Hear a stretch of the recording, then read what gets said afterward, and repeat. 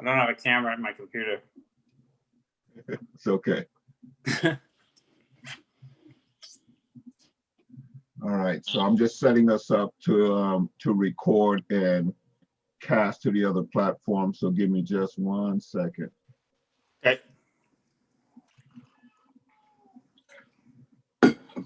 You're putting this on Facebook too, or Yeah, YouTube? yeah, we do it on Facebook, and we also do it on YouTube.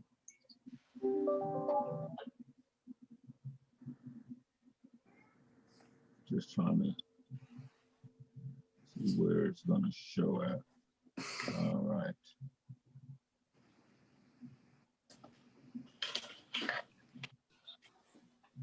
Yeah. All right, we're all set here. Make sure it's showing.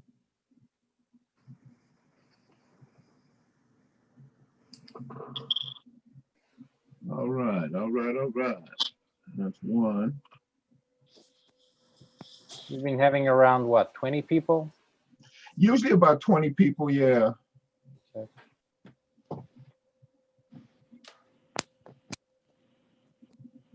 Ah, there we go. There we are. All right. All right, all right. Hey, Harold. You're on mute. Hey, There you go. How's it going, my man? okay. Good, good. So, Rob, how long you been around, man? I haven't seen you that often. Listen to last week. Yeah. Yeah. Since last week? Yeah. I don't remember which day it was. I think it was like Got it. Thursday. Yeah, yeah. So we're gonna try to see if we can get in some good work today, you guys. I'll go ahead and kind of do the intro right quick. You guys know on Wednesdays we do a real strong role play session. The whole idea of the role play session is to try to get everybody up to speed on being able to, what we call give good phone, which basically means understanding, what it is that you're trying to accomplish on a call, getting somebody to do what you need them to do or give you the information you need them to give you in order for you to be able to structure a deal that works for both of you guys. So I'm going to show you a little. Okay, can you guys see my screen? Not yet. Not yet. Okay, for some reason for the last couple of weeks, I don't know why I'm not able to share my screen. Let me try it again. I think it might be something over on the other side, or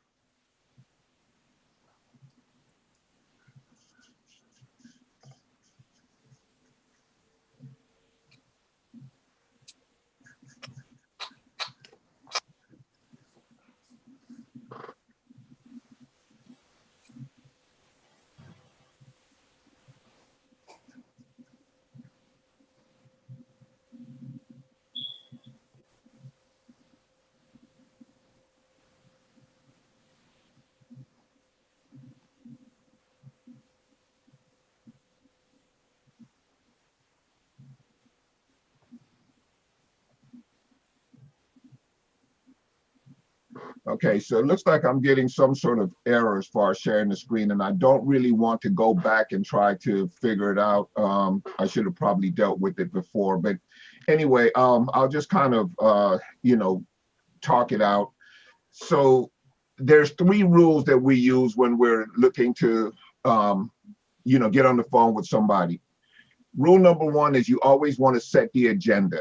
Basically, setting the agenda is letting them know what's going to happen on this call. And it goes something like, Mr. Scheller, my name is such and such. I'd like to, purchase your property. I'd like to do it today. So in order for me to know if there's a match, I'd like to ask you some questions and have you ask me some questions. And at some point, if we realize that this is not working for us, you have permission to fire me. Does that sound good? they'll usually just say, yeah, that sounds great, or they've never heard anything like that. So it's kind of in its own way a pattern interrupt, right? So you get them outside of their regular relationship with the guy or girl who's calling them to sell them something. We all know what that feels like, right? We always know when there's a rookie salesperson on the phone calling us, and they always come off the same way, they always sound the same way, and they always put us in the same state, like, get the hell off my phone. Is our normal first reaction. So part of what we want to do is we want to, kind of shake that up a little bit, make ourselves interesting enough so that somebody wants to actually listen to what we have to say. We try to do that. Rule number 2 is we've got 3 minutes to qualify or disqualify the prospect. So we say 3 minutes because in 3 minutes, you can get a sense of whether or not this person wants to cooperate in a conversation. If they don't want to cooperate in a conversation, here's the deal. You cannot afford to let them take your energy. You cannot afford to let them be, go sideways on you, be rude to you, talk nonsense to you. Because what will happen is, especially if you have let's say a day of phone calling planned, the last thing you can allow these people to do is to take your energy. One of the things that Claude always says, and this is whose process we teach, is called Guts Sales Training, developed by Claude Diamond. One of the things Claude always says, and it's good to remember, is that the salesman is the most important person on the call, okay? Because you're the one that has the solutions. And you're also the one who has to guard their emotions, because you have an objective, which is to make enough phone calls, to connect with enough people, to find yourself a deal, and ultimately to make money today. Hold on one second for me. Let me see if anybody's waiting. To make money today. So you can't afford to be on the phone with these people more than 3 minutes and, disqualify them quickly. And rule number 3 speaks to that. You must fire an unqualified prospect. If you see that the prospect is either not motivated or rude or, just not willing to engage, get them off the phone, and get them off the phone quickly. All right. The whole process is to move somebody. Typically, when you get on the phone, somebody's going to be about a 5 on motivation level. You can assume, right? So assuming that they're a 5, within 3 minutes, you're going to determine whether you can move them to an 8, 9, or 10, or whether they're going to slide down to a 3, 2, or 1. Well, with a 3, 2, or 1, you know what it is. Let's get off the phone quickly. Let's move to the next call, right? So you want to move them. Now, the way you move them, there's 3 parts to this conversation. They're setting the agenda, which we kind of already went over, roadmap, get permission to ask questions, and give them permission to fire you. And then the qualification questions. Why are you selling? Then the money. And the money has a bunch of different aspects depending on what type of deal you're trying to put together. We'll go through more of that on the role play. The timing. How soon do you need to get this done, Mr. Seller? And their commitment. If I do this, will you do that? Like a commitment. Okay. And then you close with a recap. You solve and you satisfy. You ask questions, allow them to ask you questions. You confirm everything. In other words, okay, so we're supposed to do, you want $320,000 for the property. I told you that I would give you that. We're going to give you $900 a month. We're going to do a deposit of $2,500. Does that sound right? So if I put this in writing, Mr. Seller, and get it over to you right away, we can go ahead and get started today. Yes. And then if there's any changes, no, I want $1,100. Okay, change it. Okay, if I do that now, can we go ahead and do this today? Great, commitment. I will call you back at such and such a time. All right. So that's the process. I know it's kind of long-winded. It all kind of makes sense as we do, as we go through the role play. Okay. So, Tito, you and I to do a quick role play. You want to be the buyer or the seller? Yes, I would like Hey, to be Jeff, the welcome, buddy. investor. You want to be what now? The investor. Okay, great. I'll be the seller unless somebody else wants to jump in here and play the seller role. Anybody? Okay, Harold. All right, so you can jump in there. It's going to be Tito, Harold Humphrey, Tito Santos, you guys.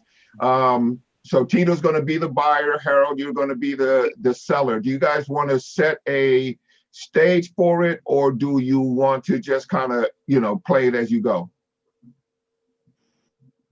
I Just- can, Go ahead. I was gonna suggest a very minimal, just go into the darkness, because in the end that's what happened. That's what Okay. happens. Okay, so you guys want to, okay, so just play it off the cuff then. Harold, you kind of, roll with it, figure out, kind of, pull on the experiences that you've had on the phone or whatever. You guys can do the numbers yourself. You can ask them the pertinent questions, et cetera, et cetera. Let's just pretend that you're for sale by owner, and I'm calling you, and we'll Okay. take it from there. So ring ring. Hello? Hello, am I speaking with Harold? Who is this? Hi, my name is Tito Santos. I'm a real estate investor. I just saw an ad for a house with your name on it, and I was giving you a call about it. Is this a good time to talk to you? Let me give you a quick timeout, and I know it's early on in the role play. What I have found, and I've made a ton of calls, is I never say I'm a real estate investor up front. Okay. Because it starts to give them a whole bunch of conversations. The first one being, oh, here's one of those guys, because real estate investors tend to be wholesalers for the most part, right? What's the first thing a wholesaler does? A lowball offer.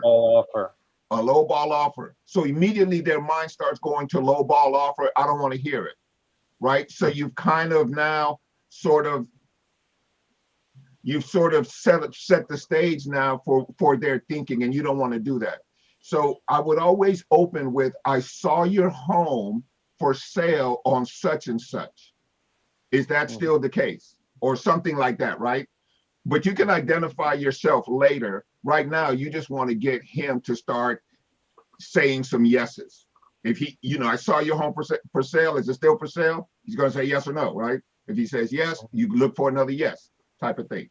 Okay. So just wanted to jump in there with that. Don't set their mind to work too early, because they'll just shut down on you. Okay. I mean, feel free to jump in with feedback on my end. So ring ring. Hello?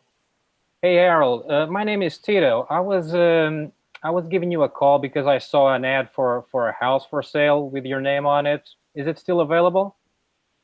Yes. Is this a good time to talk to you, or should I call you on another time? This shouldn't take long. You said it shouldn't take long. I don't have all day. How long is it going to take? Oh, I'm just getting to know you and your situation, and to see if this is a good fit. So this shouldn't take more than 3-5 minutes. That sounds good. Okay. Well, so if you don't mind, feel free to tell me no. I'm really looking forward to do business with you today. But if you don't feel that this is a good fit, I mean, feel free to be upfront with me and tell me no after this conversation. If you don't think this should move forward, is that okay for you? Can you be upfront with me? That's great. Yeah, we can do that. Okay. So can you tell me a little bit about a property? I see that you're selling it for 250. What's the situation?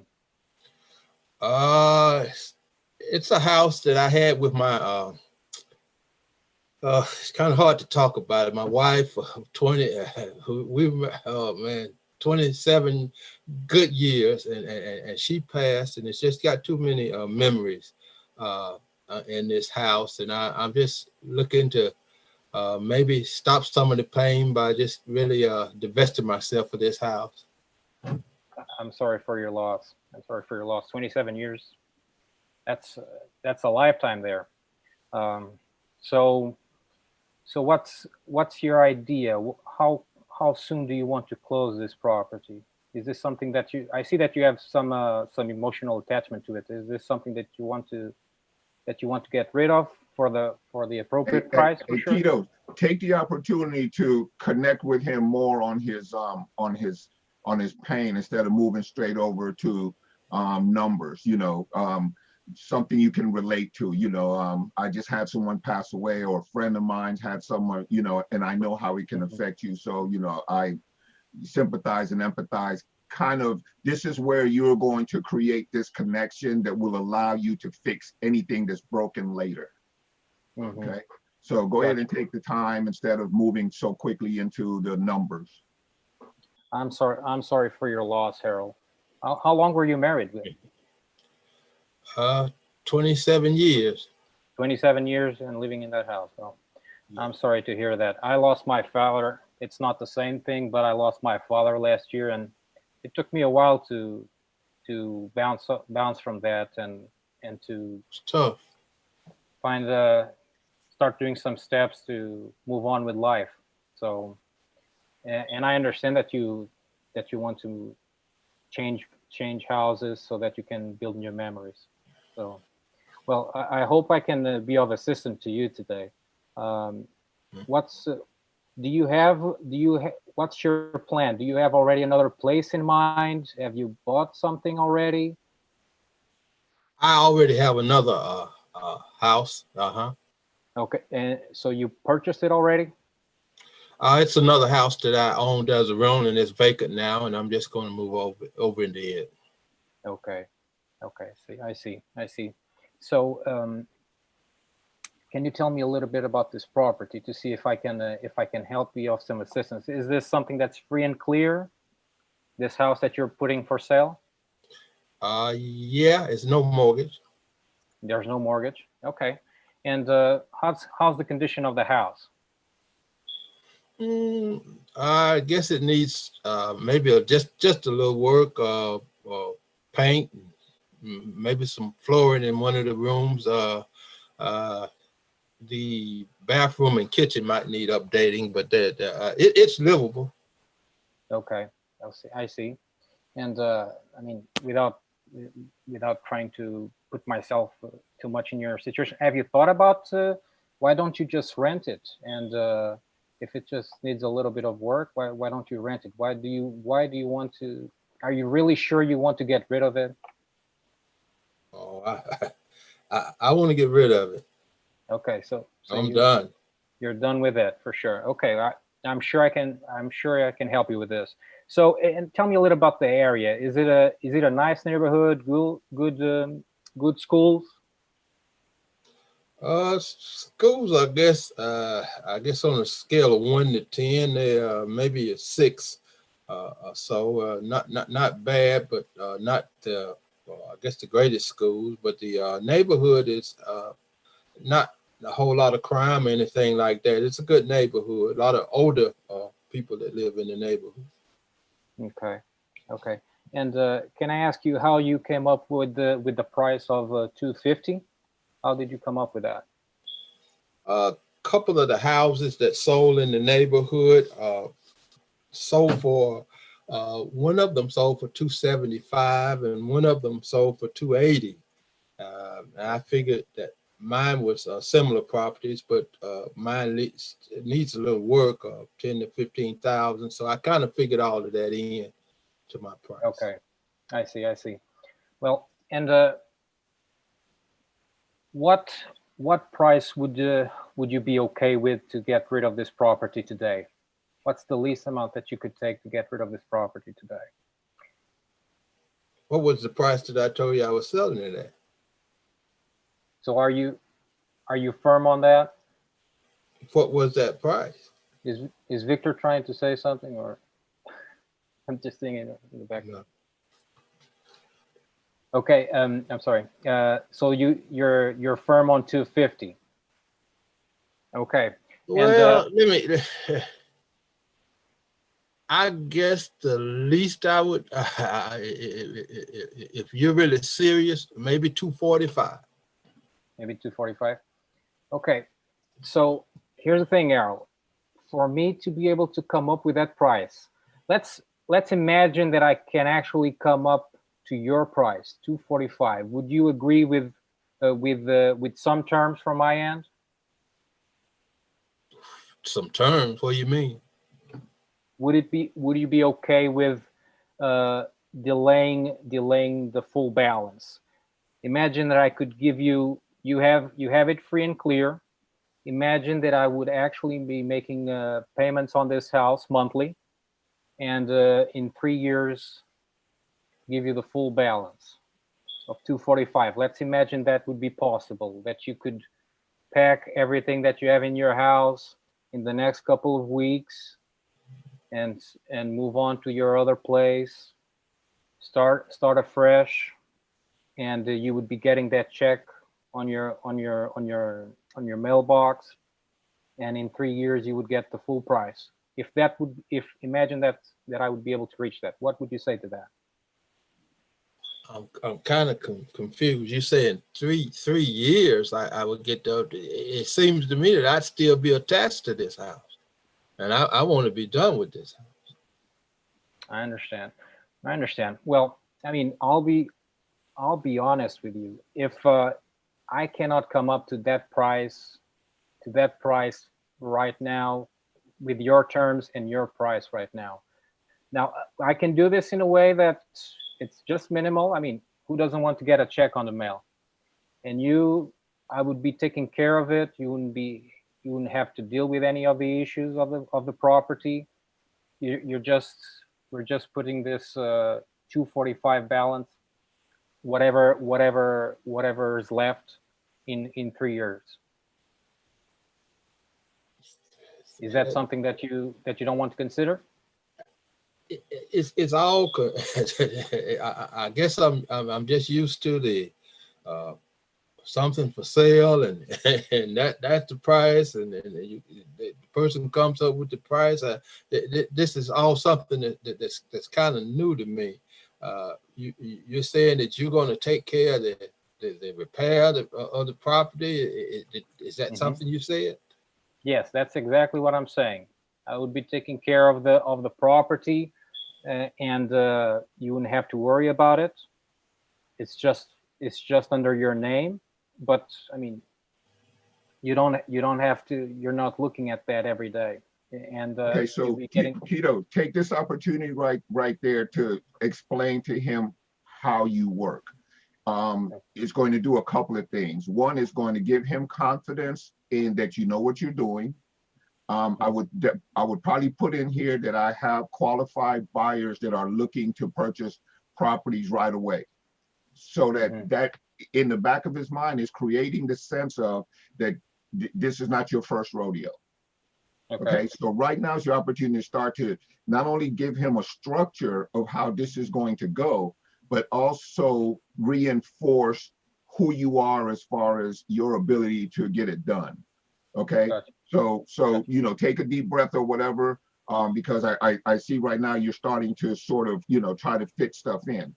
So you know what it is that you want to do, and you know how you work, right? So look, I have buyers pre-qualified. In fact, you'll get the right to a first refusal on these buyers. If you don't like somebody, we'll get somebody else type of thing. But they're buyers, not renters.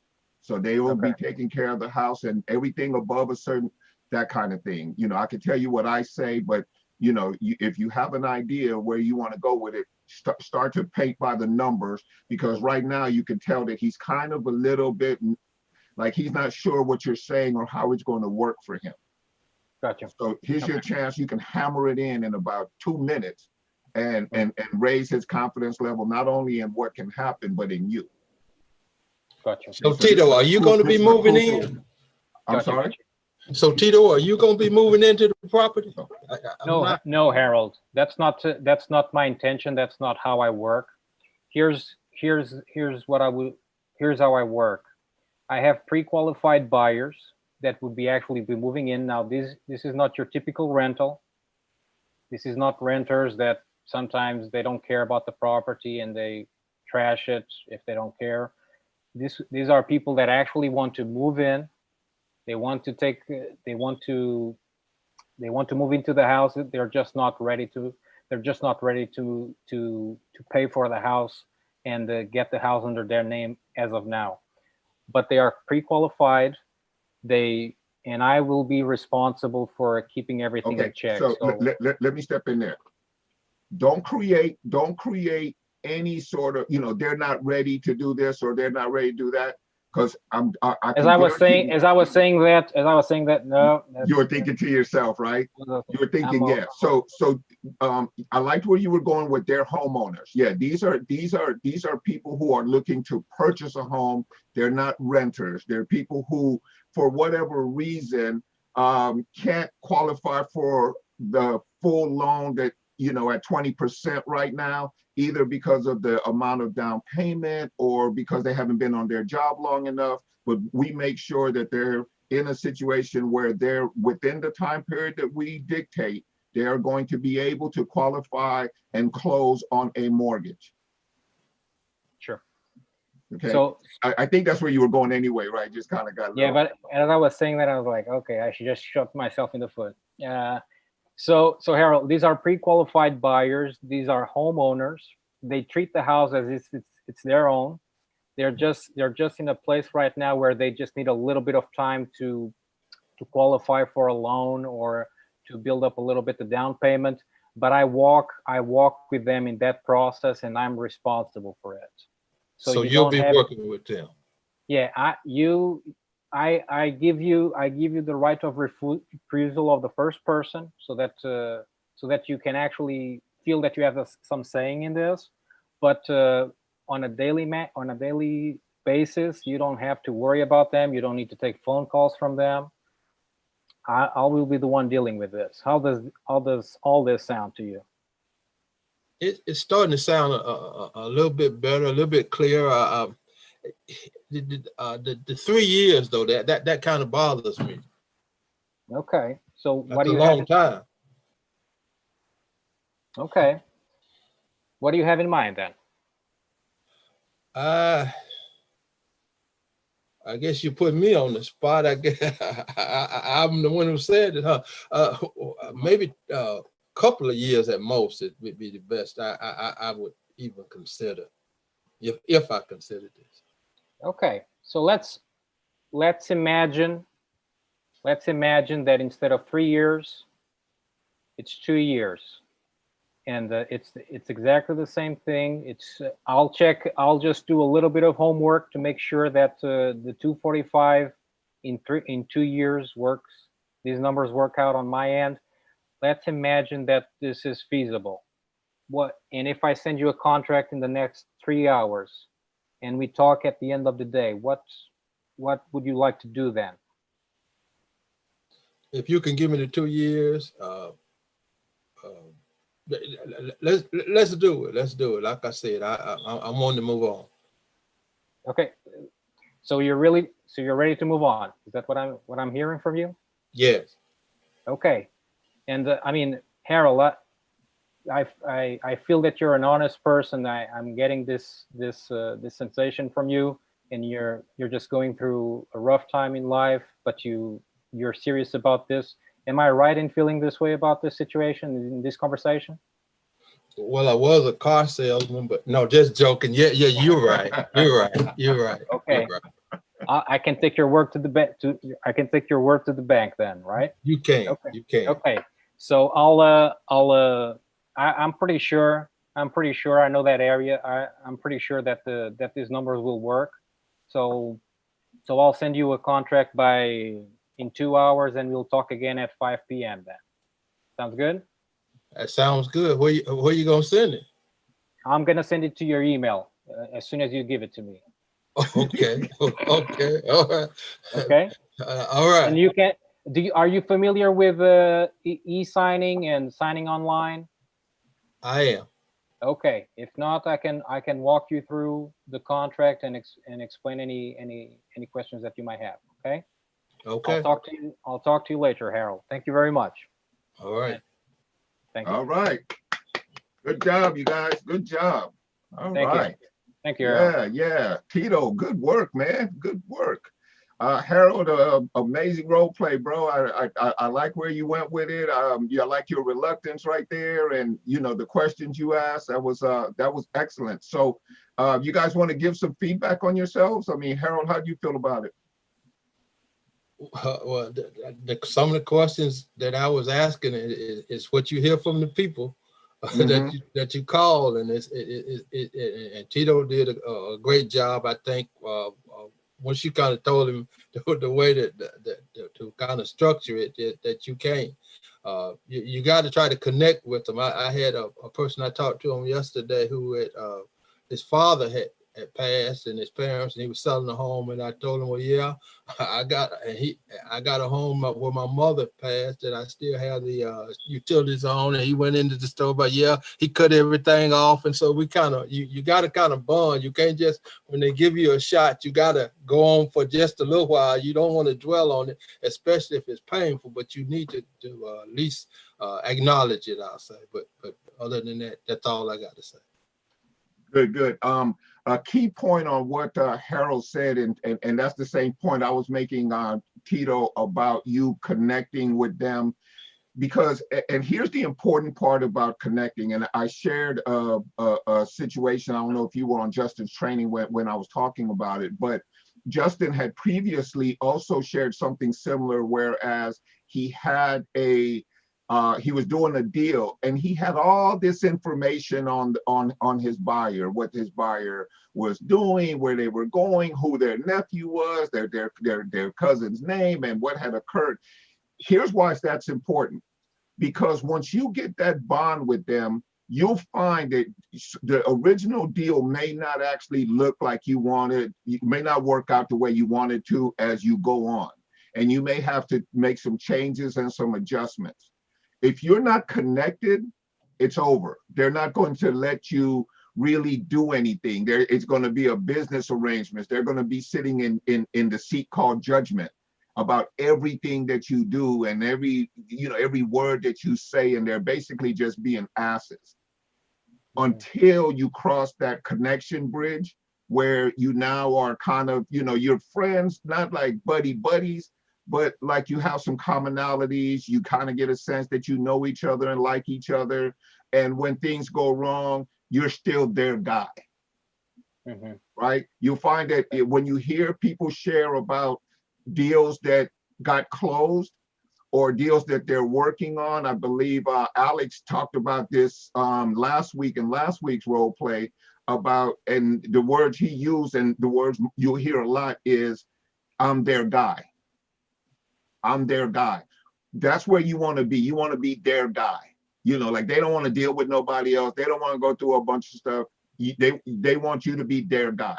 And that's why that bonding right there, that's what's important, guys. That's where you want to really connect with these people so that when it starts to fall apart, and it will, it's a real estate deal. Stuff can go wrong.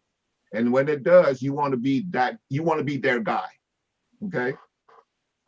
So Tito, share with us what you felt, man, what your thoughts were.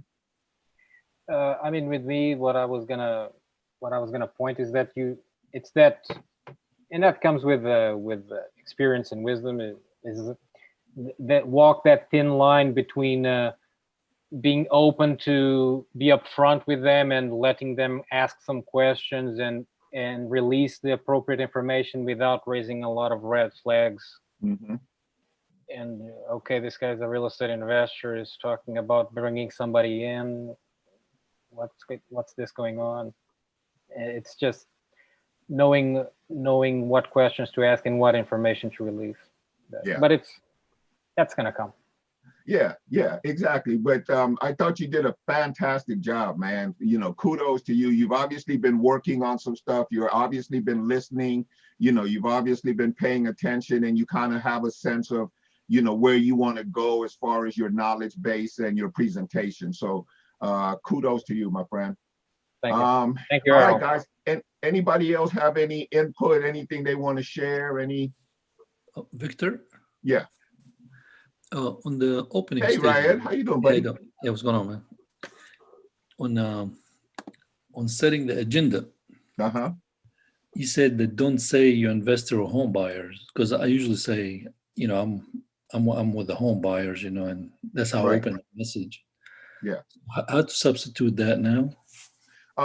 Look, I saw your house for sale online. Is it still available? That's it. At this point, you haven't revealed anything. At some point, you're going to say, look, I work with a group of people and we're looking to buy a house in your neighborhood. In fact, we'd like to be able to buy it today and we'd like it to be yours. Is that something you would consider right now? Yeah. Okay. Well, we'd love to make a deal and, get this off your hands today. If that works for you, or is your timeline different than that? I say things a little bit different. I've been in it a lot longer, so I kind of anticipate a lot of, questions. I kind of cut off a lot of stuff because I know where they're going to go. And you guys really do too. Like you've done this enough. Even if you've done it 3 or 4 times, it starts to look the same, right?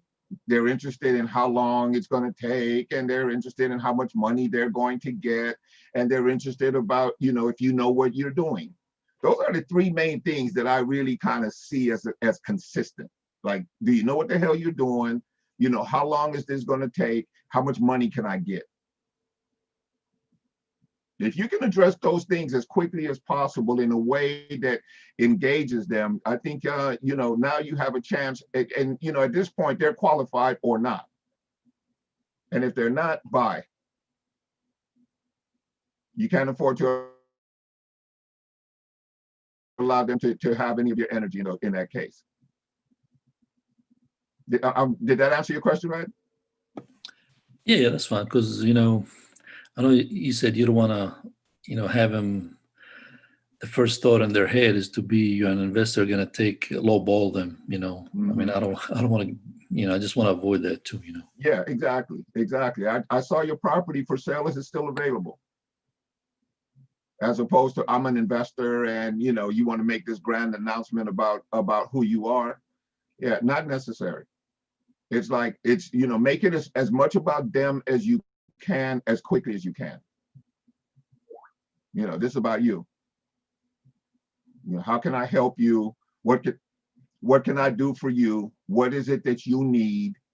And if I gave you those things, can we close today? Or I may not be able to give you that, but what if we did this as an alternative? Because you have to know what you want, and you have to keep them in your lane, right? Because they're going to want to, go off the off ramp, right? Like, yeah, no, we sorry, I can't do that. You use a lot of pausing and a lot of,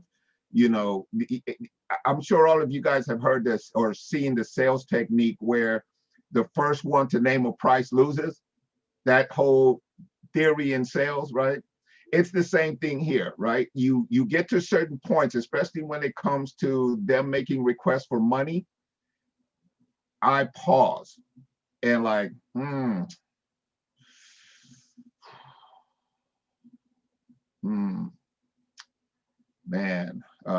yeah, you know what? I don't know if that's going to work for me.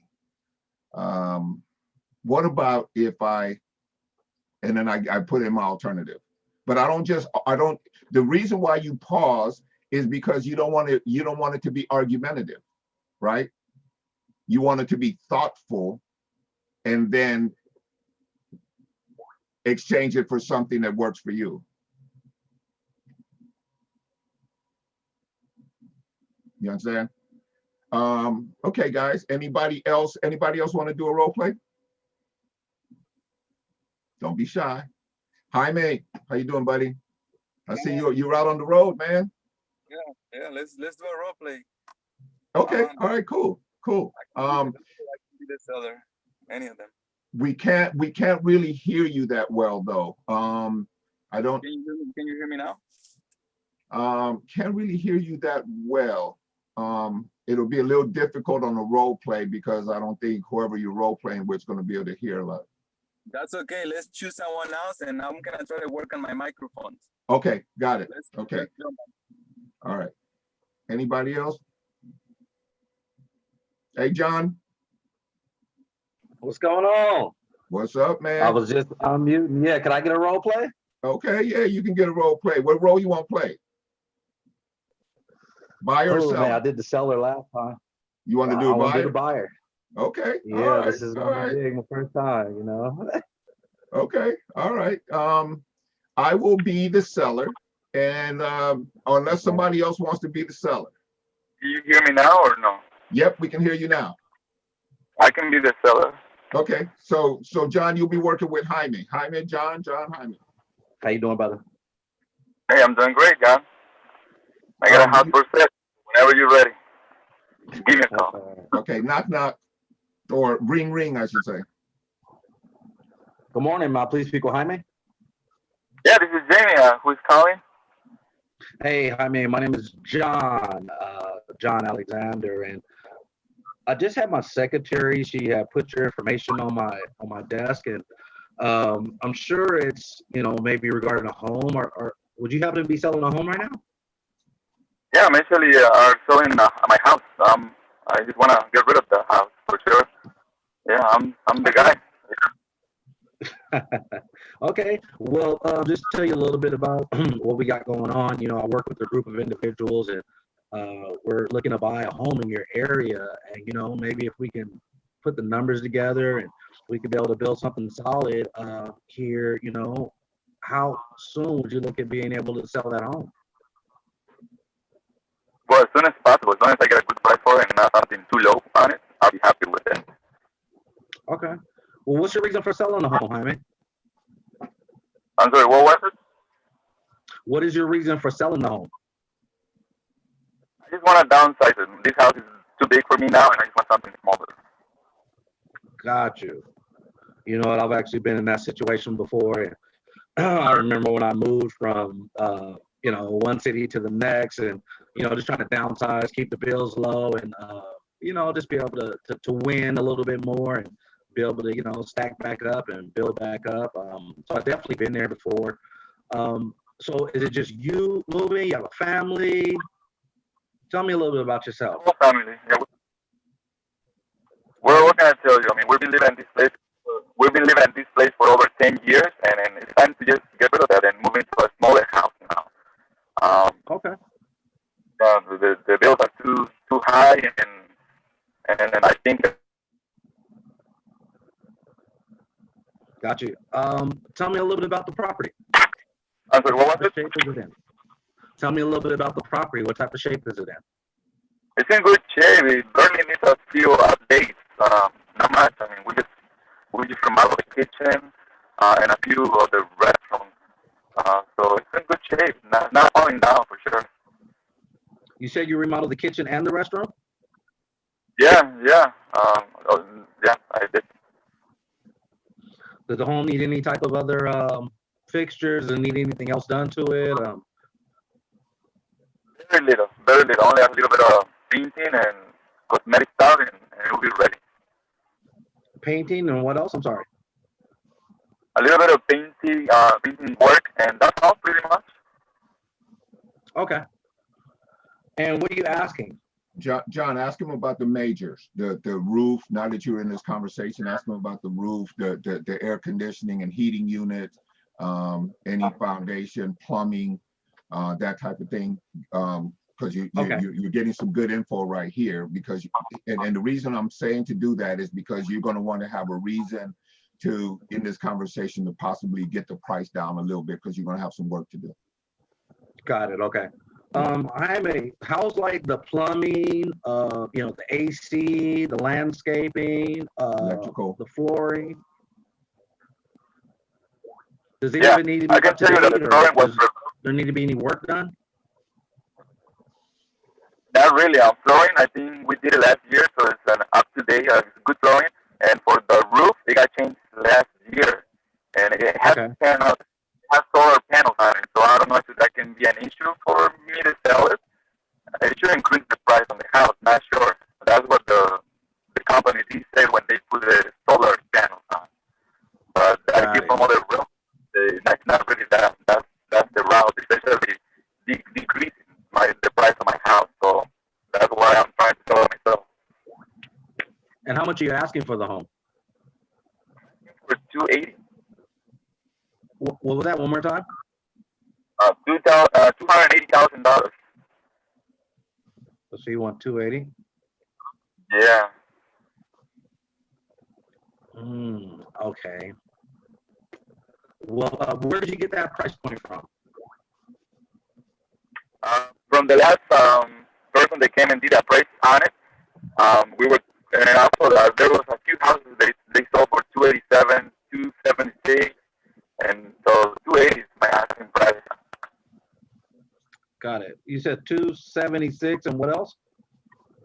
And 286 was another one that I sold for in the last 3 months. So very.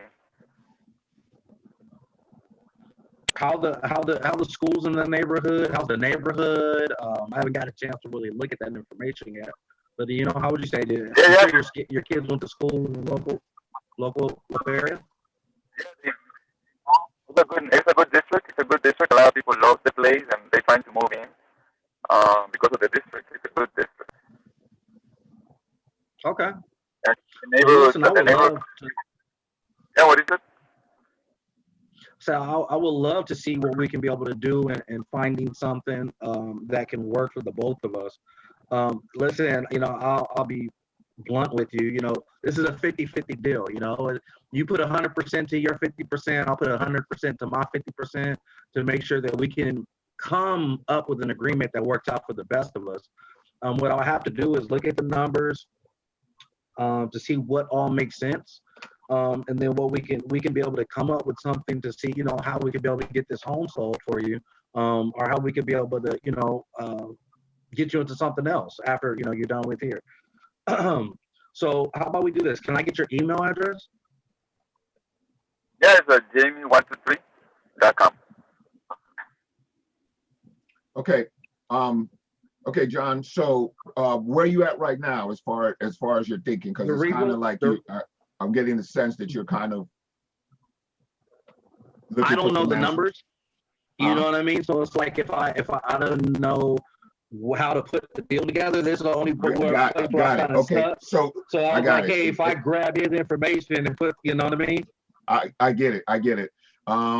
So here's some information that you're going to need on every deal. Okay, you know how much you know how much he wants for the property now, right? He wants 280. Yep. Right. You know that he came up with that price based on an appraisal, is what he said. Yep. Okay, yep. so The it came 270, up, and then there's another property, 2 other properties that sold in the area, one for 276, one for 286. the cat is in the shot. That's funny. So okay, so he kind of has a price. Now, what would it take? Now you need to find out if he owes anything on the property, if he'll let you know, look, do you have any outstanding debts on the property that, you know, need to be cleared up? All right. All right. Okay. Hold on. Okay. Once you know, and right now you don't have an idea of his timeline either. At least I didn't get a sense that you did. How quickly does he need to do this? That's going to be really important. And then you want to find out, you know, how much money is it going to take for him to do what he needs to do to get accomplished what he wants accomplished? Okay. And could he wait? Does he have any time that he would be willing to wait for, you know, the balance of his funds or whatever? How much money do you need right now?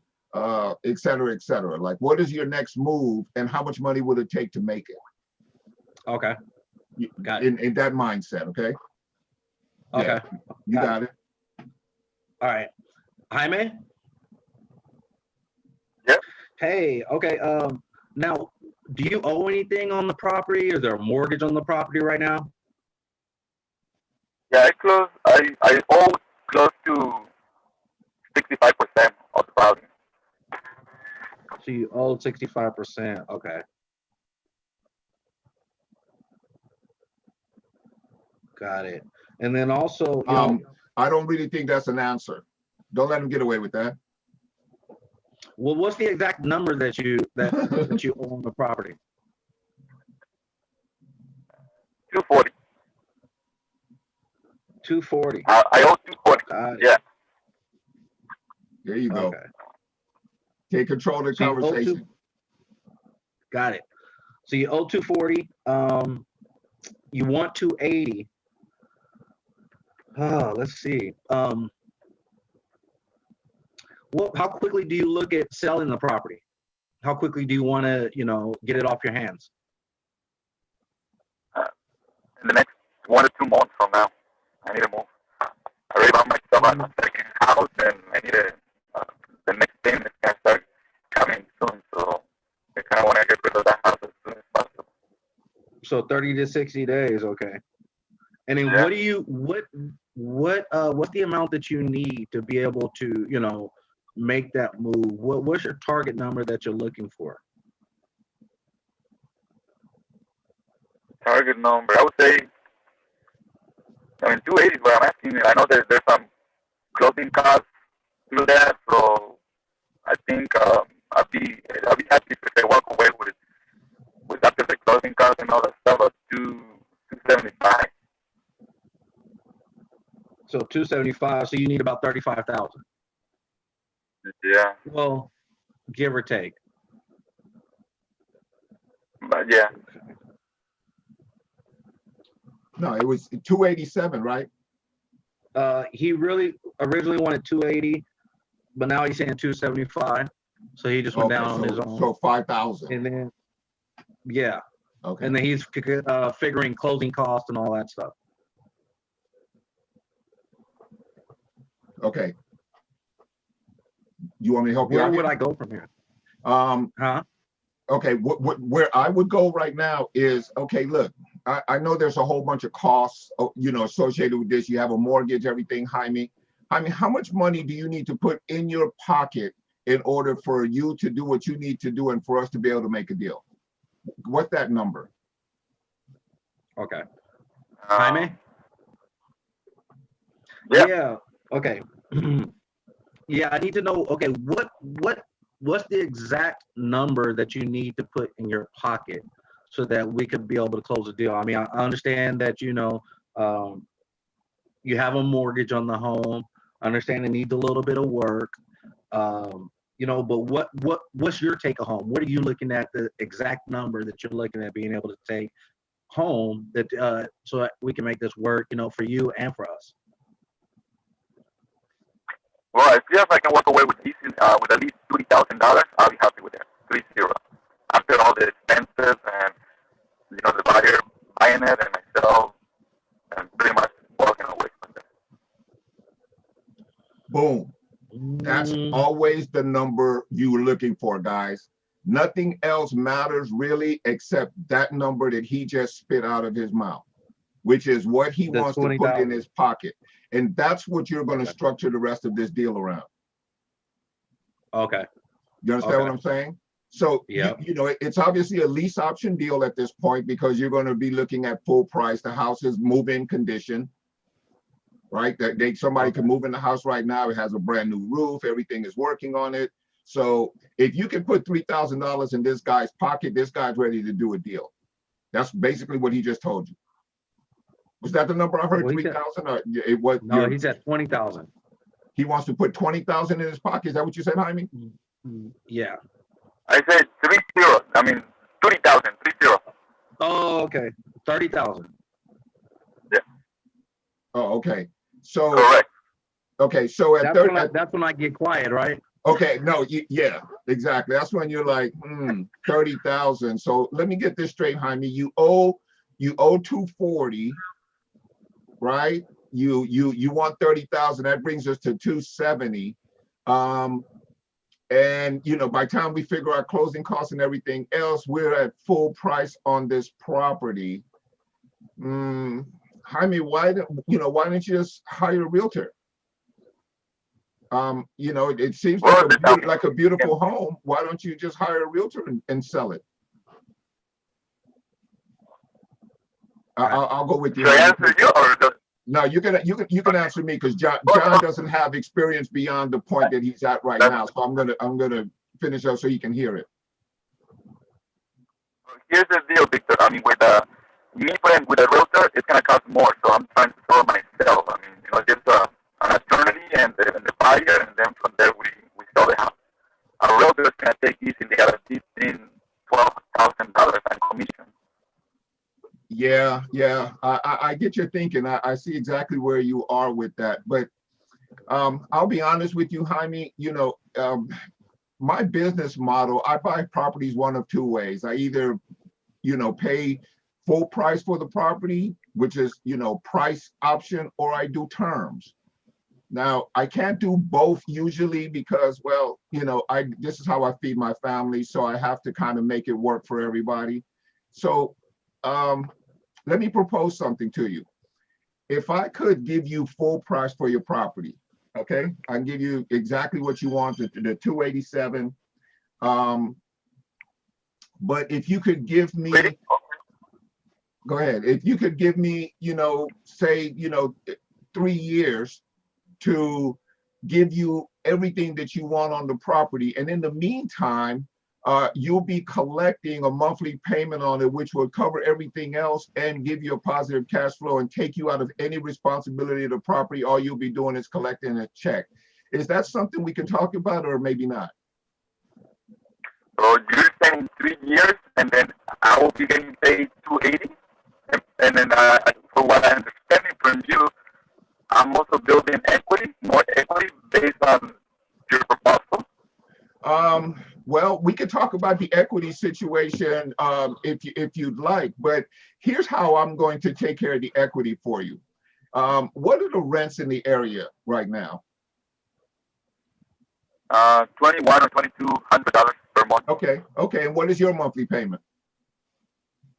$1,865. Okay, I'm willing to give you the whole 22. Let's say I can get a renter in there for 2,200, and I send you $2,200 a month, but you don't have any tenant responsibilities whatsoever. In fact, everything in your place is new, but I'll even have the tenant place a home warranty in place for everything above, say $500, $600 or whatever. Everything below that, they're responsible for. Everything above that, the warranty will cover. And they will pay for the guarantee and all that stuff? They will pay for what? I'm sorry, I couldn't hear you. They will pay for that thing that you're saying, and they will cover the warranty? Absolutely. And you pay me $280 in 3 years, right?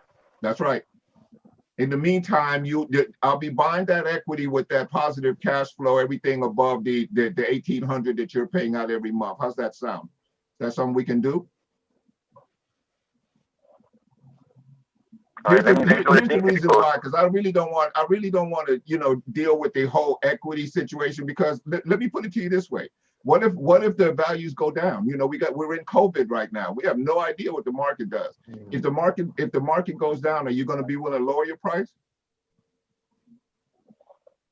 Not really. That's my point. That's what I'm saying, man. So I'll pay for it on a monthly basis with you.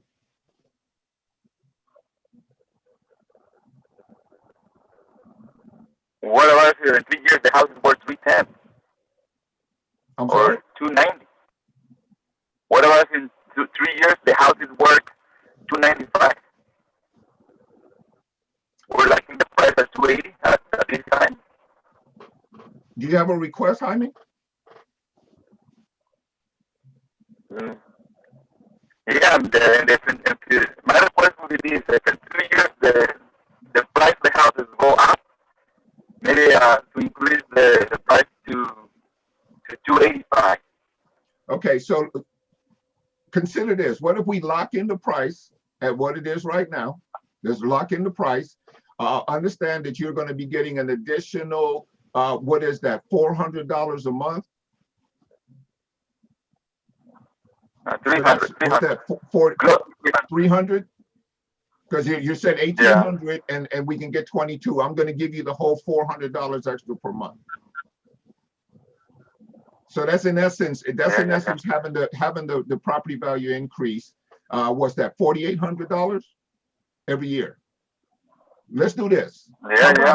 How about if we raise the monthly in the second and third year rather than save the price? That way we'll be buying the equity position. How's that for you? Okay, I think it makes sense for me. Okay. Yeah, I think it makes sense. Yeah, because that way, you know, we lock in the price. We know exactly what we're going to be doing. You'll actually be paying, equity will be being paid to you on a monthly basis in a positive cash flow situation. You have no responsibility whatsoever. Give me 1 second, let me let somebody in. You have no responsibility for the property. You know, is that something we can do or not? Yeah, I think we can do that. Yeah, let's do it. All right, I'm excited, man. I think this is gonna take care of you. Now I can get all this down on paper, and when I do, it's gonna say exactly what you and I talked about. We're gonna give you $2,200 a month. We're gonna lock in your 280 sales price, and we're gonna, you know, give me 36 months to get all this done. Now here, I'll add a little something to this, Jaime. Most people get it done way before that. So, you know, we won't be talking about 3 years. Most people don't want to pay rent because in essence they're paying rent, right? So we're going to help them. We're going to help them get qualified and not this property as quickly as possible. So you're not going to see 3 years, but you know, let's be safe with it, okay? What about if these people don't qualify and in 1 year they're out of the house? I mean, are you gonna, do I have to come back to this, or how are you gonna handle that situation? Oh yeah, we're going to set everything up front. We're going to give them a purchase contract and everything that you're going to be able to exercise at the time that they decide to close on this. And then you'll just do a regular closing. Yeah, but my question was this: if they get out of the house and the house is destroyed, how are you gonna handle that thing? Because the owner will need to fix all that stuff, which is gonna cost me a lot of money. Well, that's a really good question. My experience has been that doesn't happen, like, because the people we're putting in there, they're homeowners. They're not renters, and we pre-qualify them pretty strongly, including checking with their previous landlords and things like that.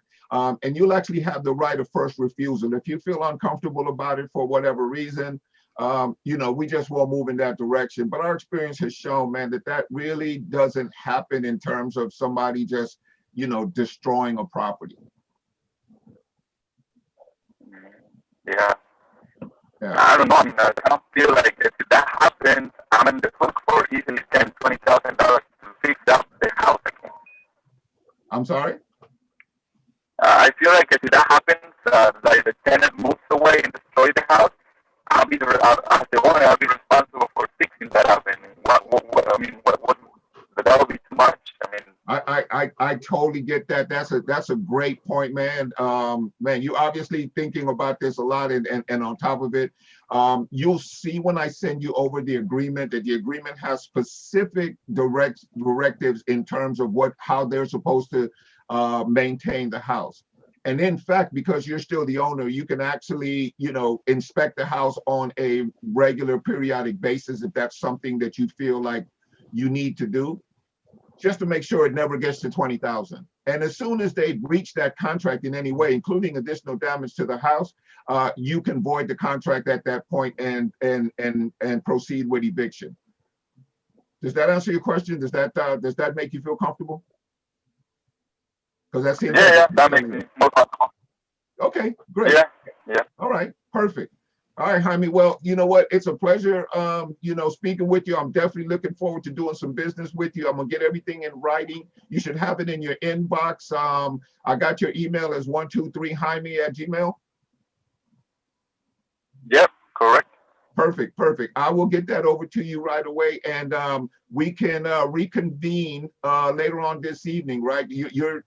Did I get that right? You're the only decision maker on this. There's no wife. There's nobody else that needs to decide on this. Yeah, it's just me.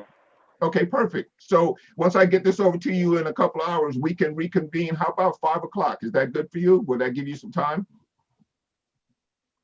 That works fine. Yeah, 5 p.m. Okay. And when I call you at 5 o'clock, we're going to lock this down and move forward. Yeah, let's do it. Yeah, I'm looking forward. All right, Jaime, it's a pleasure speaking with you, my friend. We'll talk again at 5 o'clock. All right, I'll get this over to you right away, and look forward to doing business with you. Sounds good. All right. All right, take care now. All right, you guys. So now a lot of what I said came out of my understanding, and this is something I suggest you guys do, is read your contracts. If you read your contracts, especially the lease option memo and stuff like that, you'll see the option purchase agreement. The tenant actually has a lot of responsibility in terms of making sure that that property is taken care of, and you actually do have the option to you request periodic inspections. You know, Jaime's concern, which is a very good and strong concern, is about the damage that could be done to his property. The contract clearly indicates that if they abuse the property in any way, cause any damage beyond normal wear and tear, that this contract could be null and void, and they would be subject to eviction from the property. Clearly states that in the contract. So make sure that, because that's something you can use, just like I did right there, to help alleviate any, issues that they might have with what's going to happen with the property long term. Got it. That was awesome, by the way, man. Thank you, John. You have any questions, John? How did you feel about that? Give me a little feedback. My whole thing was just like, how do you transition it over to the close? Okay. I kind of feel like I can open pretty good, just learning to ask the right questions, but how do you transfer it over to the actual close? I know every close is going to be a little bit different, maybe the same guidelines, but a little bit different, tailored to every situation. Yeah. So did that help? Oh yeah, absolutely. Yeah, for sure. I got it all written right here. Yeah. What? Thank you. That's another thing I noticed about John. You're welcome, John. Another thing I noticed about John is he was writing the whole time. That's exactly what you want to be doing, guys. You want to be writing the whole time. They're going to give you stuff that you can use throughout the entire process, and you want to, show up like what it is that they said, and they get the sense that you were listening to them. It's big. People need to know that they're being heard. Otherwise, you can lose this conversation so quickly. It's key. So Jaime, give us some feedback, buddy. How did you feel? What did you get anything out of that you feel like you can use? Yeah, like what you did with the concerns that I have as a seller, that's something that I can implement at the call when I'm calling sellers. And I see like I got a call from a company saying, hey, they want to sell your house, and then once I shoot them those numbers, like it's 280, and that's my strict number, they say, yeah, this is not a deal for us, and they never turn into other stuff like, hey, we can take over your payments, or they never dig into what was my situation. They just say, yeah, we're just looking to give a low price on houses, and if they make sense for sellers, we're willing to buy it from them. And they never get back. They say it's not a deal for me. Yeah. And those are wholesalers, those are guys who have to get, steep discounts in order for them to be able to do a deal. And that's one of the reasons why I switched to really getting to know lease options, because lease options allow you to be in the pretty house business. I like everything about being in the pretty house business, to be quite honest with you. I like representing pretty houses. I like, being able to do deals on nice houses. I like having my buyers going to nice houses and tell me about how nice the house was. I like everything about it. Whereas if you're doing wholesale deals and you're doing fixer-uppers and junker houses, that's a whole different sort of, that's a whole different route. I do those if I run across those, and I do run campaigns.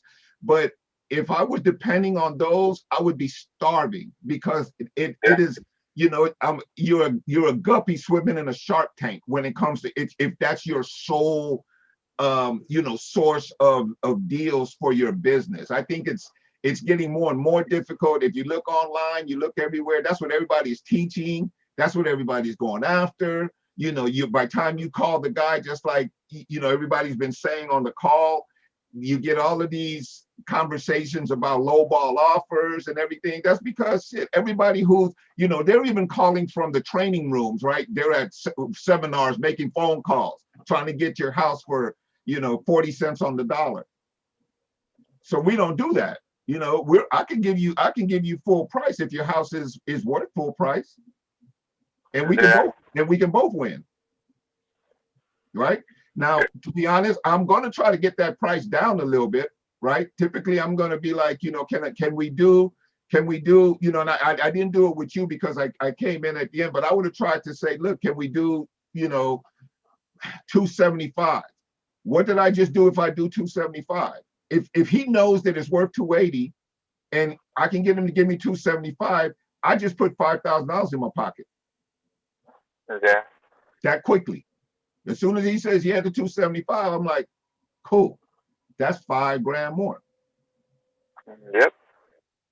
Right? If I can get him down to 270, I've just basically paid myself 10 grand, and I don't have to put it out into the marketplace much higher than what he originally did it for. And I still make 10 grand. And the bottom line is when he signs on the paper, he's going to sign the agreement that he and I have, which is a dollar amount and a monthly payment. And he knows what it is. You know, you understand, Mr. Seller, that I make my money someplace in the gaps. You know, are you okay if you get everything that we agreed to? Are you okay if I make a little bit of money on this deal? Well, how much money are you going to make? Does that make a difference, Mr. Seller, for you? Well, yeah, if you're making $20,000, you know, or whatever, Mr. Seller, I'm definitely not going to be making $20,000. There's not enough room here after I pay you. So what you're telling me is I would have to sell it. If I'm giving you 280, I would have to sell it for, you know, 300,000. And what's the chance that I'm going to be able to do that, Mr. Seller? So that's not going to happen. Okay. But I am going to make a little bit of money. You're okay with that, right? Yeah. As long as you get what you're looking for. Okay, good. So now he's in the saddle. He knows you're gonna make some money because that's your business. That's what you're in this for. You're not in this to, you know, exercise your gums. All right, guys, great job, you guys. Both you guys did a fantastic job. Thank you guys for jumping in and doing your thing.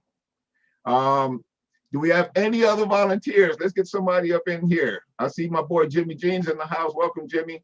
How's your YouTube channel, man? Is it going good? Off? Yeah, I'm working on it. Yeah, me too. I'm working on mine too, man. I'm working on it. Yeah, I think so. What are you finding challenging? With what is it that you mean? Like if you like for me, I always was like, you know, what kind of content can I come up with that's going to engage anybody? Me too. I said the same thing too. But, right.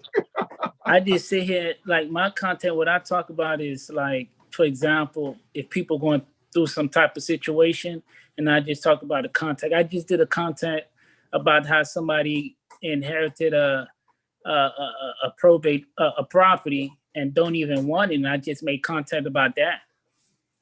Yeah. And that's it. That's good stuff. That's good stuff. And I just put it on. Like I try to do 1 or 2 every week, the max.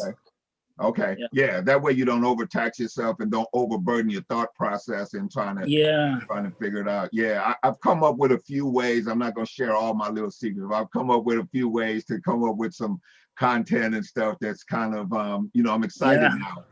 Yeah. I'm finally excited about doing it instead of being all like, you know, like, damn, you know, because you always start thinking, you know, what if nobody watch it? At the end of the day, I say, you know what, at least if I have somebody come watch it, I did my job, you know, I'm if fine. You can help one person, right? Yeah, I'm fine with that. Yeah, that's where I got to. If I can just help one person, I'm good. Yeah. And once I got there, then it started to become a little bit easier. Of course, but right now I'm just trying to get used to me constantly coming up with different ideas and get used to just recording. Yeah. That's it. Yeah. Hey, you guys. So, everybody, once again, welcome. Looks like we're about 15 minutes into the second half. Really appreciate all of you guys being here. Appreciate everybody who jumps on and participates. So if anybody has any particular scenarios that they want to work on, maybe that, you know, either you can jump on here with someone else, or if you want me to work with you on a scenario, just, you know, just let me know. Hey, Mag, how you doing, buddy? What's up? I What's put on the up, man? comments, sharing is scary. You didn't want to share the. You know, that whole video thing, man, it's like now you out there. Anybody got anything we want to share or anything like that? All right, let's do this. Jimmy. Yeah. How about me and you do a role play? Okay. You want to be buyer or seller? What you want to do? I'll be the seller. Okay. All right, and I'm gonna make it kind of difficult on you. You know, I'm gonna be a little bit of a jerk, and you can use all that power of persuasion that you got down like a science. Okay. All right. Okay. Ring ring. Hello. Hello, Victor. Yeah, this Victor. How you doing? You know, I got a note in front of me saying that I needed to give you a call before 3. I just wasn't sure if it was pertaining to real estate. You're not selling no property at the moment, are you? Yeah, man, I got one. Oh, okay, great. Well, you know, I'm actually looking to purchase a property in the next 30 days. You're not looking to sell in the same time frame, are you? Oh, hell yeah. If you can, we can do it in 30 days. That'll work for me, man. I appreciate it. Thank you. You don't mind if I ask you a few questions to see if it's something I'd be interested in making an offer on? Yeah, for sure. And if you have any questions for me, feel free. You could go ahead and ask and during our conversation. If it's not what you're looking for, feel free to tell me you're not interested, okay? Okay, I can do that. I appreciate it. Thank you. So Victor, tell me on a scale from 1 to 10, how do you actually rate the condition of the property? You know what? It could stand a little bit upgrade to bring it up to 2020 standards. You know, it don't need a whole lot, but you know, it's been tenant occupied. You know how that goes, man. You could probably stand it, you know, change out. It's got carpet in the rooms and you know, that you know, fake wood in the rest of it. I say fake wood, but it's actually high quality stuff. It's waterproof and all that. Okay, and how's the roof? I think what's that, 10 years? I'm looking at, yeah, 10 years old. So it's in good condition. I haven't had any complaints about no leaks or nothing. Okay, that's awesome. That's what I like to hear. Matter of fact, it's the type of property I like to invest in. Yeah. Man, I'm just kind of curious. How would selling this property actually benefit you? Oh man.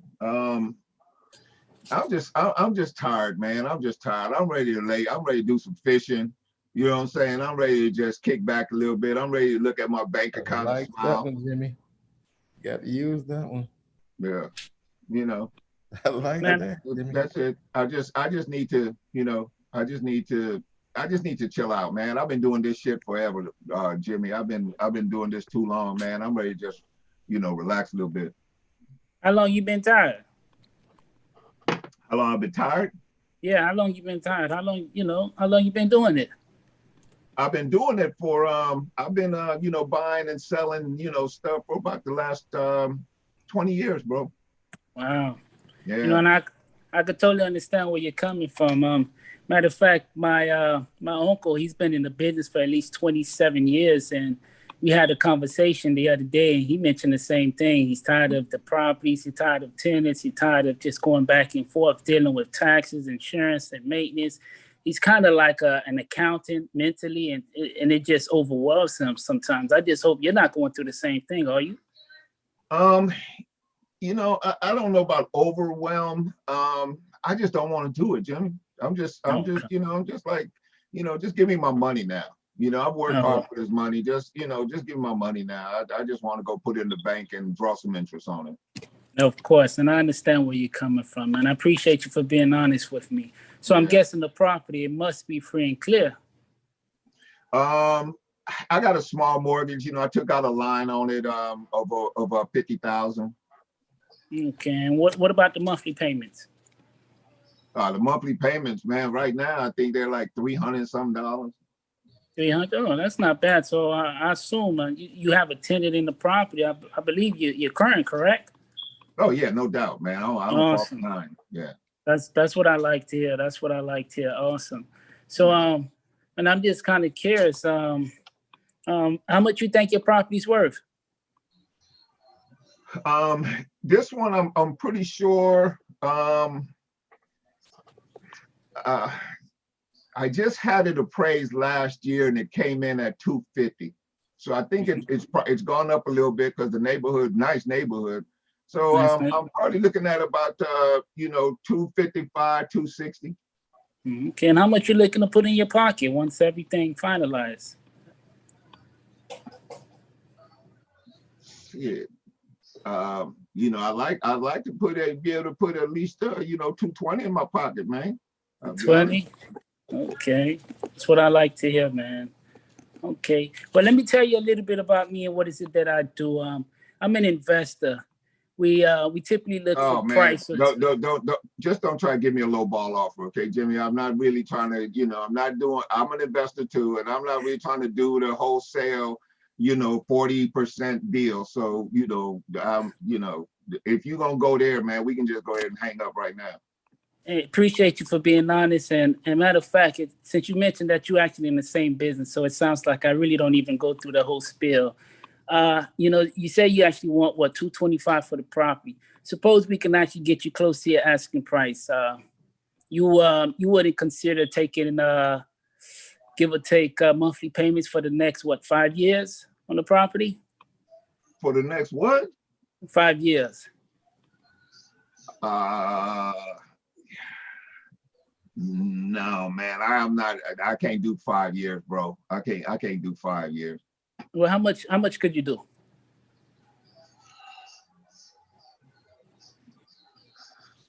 I could do 3 years. Suppose we're able to do 3 years. What would you like to do next? Go to the bank. When you say go to the bank, what does that mean? Could you help me out? That means you cut me a check and I go to the bank. That's what that means. Well, Victor, you seem like an honest guy. You seem like an upfront person. I'm actually going to go ahead and get these paperwork together. You're not going to call me back and say, Jimmy, I changed my mind, are you? No, man. Why would I do that? I'm ready to rock and roll. Okay. But there's still some things that we need to hash out. I still don't know how much money I'm getting in my pocket. What are we talking about here, Jimmy? We're talking about 3 years, but 3 years doing what? I appreciate you. Thank you for even bringing that up. Most of the time, a lot of homeowners don't even get to that point right there. They're just ready to move forward.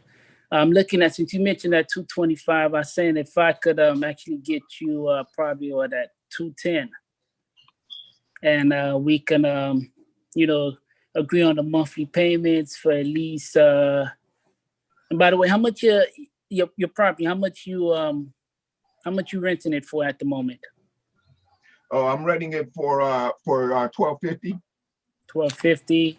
Mm-hmm. And taxes, insurance on the property? They've been there a while. And the taxes, and you're covering all that every month, correct? Taxes, insurance? Yeah. All that's covered. Okay, all that's covered. Okay, since you say $1,250, we could how about $900? $900 for the next 3 years. How you feel about that? I feel like I could just keep getting my my 1,200 and sell it myself is what I feel, Jimmy. Maybe you should. Yeah. You mentioned that you're about tired of dealing with the property.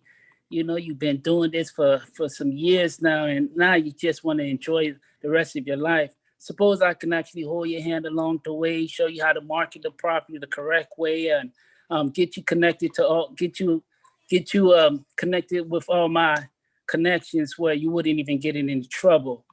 How would you feel about that? Well, I don't know. I don't know if you heard me, Jimmy, but you know, I mean, I've been doing this for 20 years. You know, I kind of got people's.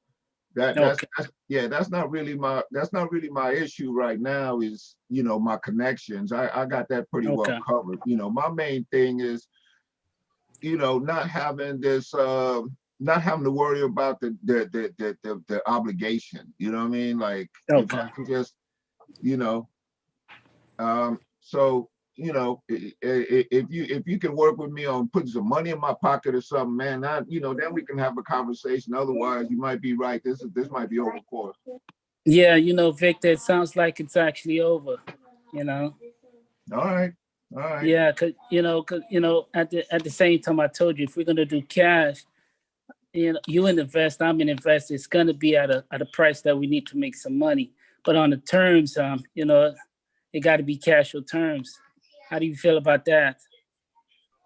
I feel fine about it. I'm already seeing we don't have a cash situation because you know, it doesn't sound like you ready to cut a check for the entire amount. So, you know, I'm willing to listen on some terms, but you know, so far you just told me something about you know, 3 years, and I don't really know what I'm getting for 3 years outside of $900, which is less than I'm getting right now for it. So, you know, my next option is hire a property manager and accomplish the exact same thing. Yeah, maybe you should. Yeah, yeah. Yeah, maybe you should. Yeah. Because you know, at this moment, to be honest, it sounds like it's actually over, and and you know, in the meantime, we could revisit this conversation in the next 30 days to see if we can make something happen. How you feel about that? I'm good with it, man. You know, you can give me a call back if it ain't, if it hasn't been sold or something, I haven't cashed it out yet. Okay, then I appreciate it. So we'll just revisit this conversation in 30 days. Okay, Victor? All right, sounds good, man. I appreciate it. Thank you. All right. Okay. All right. Now, I'll be honest with you, Jimmy. I would have went a different direction than that. Well, what direction? I would have went with the well, first of all, let's get a little bit of feedback. Michael, you was gonna say something. I saw you on mute. Yeah, why did he go so far down instead of just giving him the 13? It's on the finance. It's on the finance because I'm thinking about I'm responsible for taxes and insurance and everything to the property. Why would you be responsible for tax and insurance? Right, because he said taxes and insurance and everything was already included in the 13. It's actually, you know, I didn't look at it like that because I'm just sitting here thinking about that's the reason why, since I'm giving you this price, I'm responsible for taxes, insurance, and I'm giving you $1,200, $1,250. In my mind, I'm like, okay, it rents for that price. Yeah. So why would I get it at that price if I'm not going to be able to really make no money? So were you trying to do a sandwich? On the finance. Okay. On the finance, I'm stuck with taxes and insurance, so I can't really give them $1,200. Then my buyer, how I'm gonna flip it? How I'm gonna really make my money? Okay. Well, if you're doing the right now he has a mortgage payment, or in this case me, I have a home mortgage equity payment, line of what, $50,000 $50,000 that I'm paying like $300 on, you know, on every single month. Correct. And if the amount that I'm collecting is already covering everything at that point, then you know I'm probably at about, you know, $600, $700 a month on a monthly, right? Yeah, so that's the reason why I say, you know what? Insurance. Yeah. So you went to 900. Now, the only reason why I balked at it is because it didn't take me out of my already existing situation that I was. So it didn't solve my problem in essence, right? Like I could solve this particular problem if I got a management company and they would have charged me less. Okay. Right? Because I could have paid them 10% to manage the property for me and still been winning. So yeah, so you know what I would have probably looked at is, okay, how much money can I put in your pocket, you know, up front and have this work for you? Got you. So how much money? Yeah, Can I was actually thinking about that piece right there. Once you told me you need some money, yeah. and then my son was keep messing with me, and I said, Okay. go, and I And forgot my train of thought, and Yeah. I like, you know what? Let me just go along with what I was gonna say. I Yeah. couldn't even remember. I know you said I need some money, and I said, man, how much? I was getting ready to say, well, how much money are you looking to put in your pocket? Yeah. Yeah, because I just had something very similar, and I expected the dude to say something like 30,000 or something like that. He said 5. Let's go ahead and role play that piece again. Let me see. Okay, all right. Where you want to start off at? I just want some money. Oh, okay. You know what, man? I just need a little bit of money in my pocket, and I'll take the monthly payments, man, because shit, I don't want to pay I really don't want to pay the capital gains on the thing, the cash out, to be honest with you. So I kind of like where you're going with it a little bit. But okay. what you gonna put in my pocket to get this party started though? That's actually a good question, and I appreciate you for asking me that. Well, how much money you actually looking to put in your pocket? Can you give me 20,000?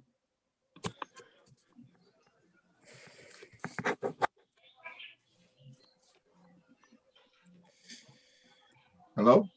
Give me a second. I'm actually doing some calculations. Give me a second. Yeah. I love this when you do this. Because the buyer will be like, hello? Well, Victor, suppose we're able to, 20,000. My partner's gonna get extremely upset if I even go that far. Plus, we still gonna be in the hook, the taxes, insurance, and stuff. Well, Victor, suppose we're able to give you at least, you could say, half of what you're asking for. How would you feel about that? So you talking about 10,000? 10,000. Well, you could, you be able to relax, don't have to deal with this property. Imagine you could go ahead and, you have 10,000 in your pocket. You don't have to deal with this house anymore. You could go ahead and relax and enjoy yourself since you've been in this business for so long. How would you feel about that? Can we do 15?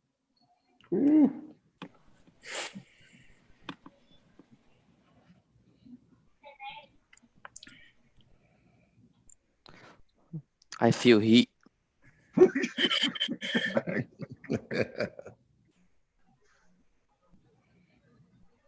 Victor, suppose we're able to do at least, man, you're pulling the leg for me right now.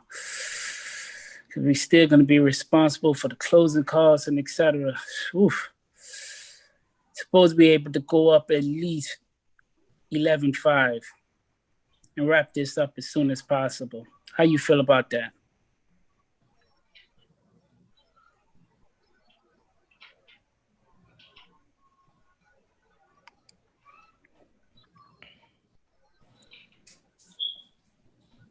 All right, man, give me 12. We got a deal.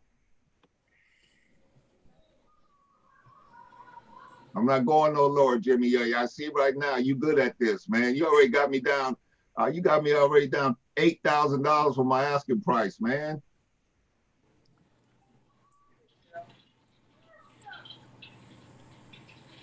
So we're able to give you 12. What would you like to do next?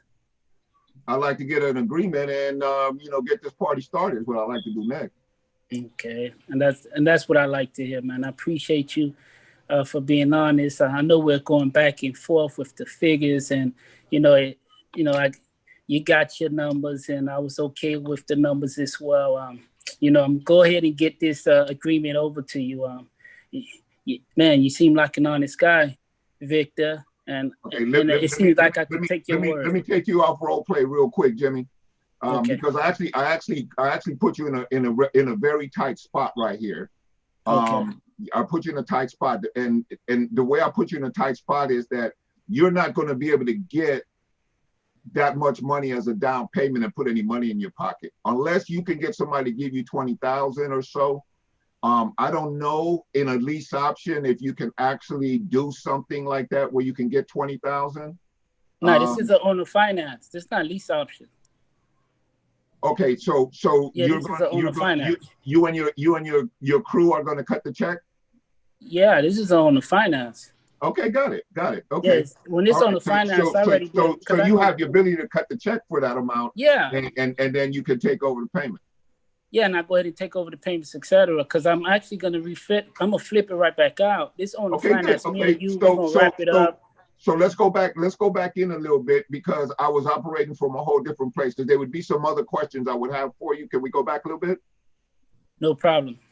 Okay. So all right, we got the upfront money settled.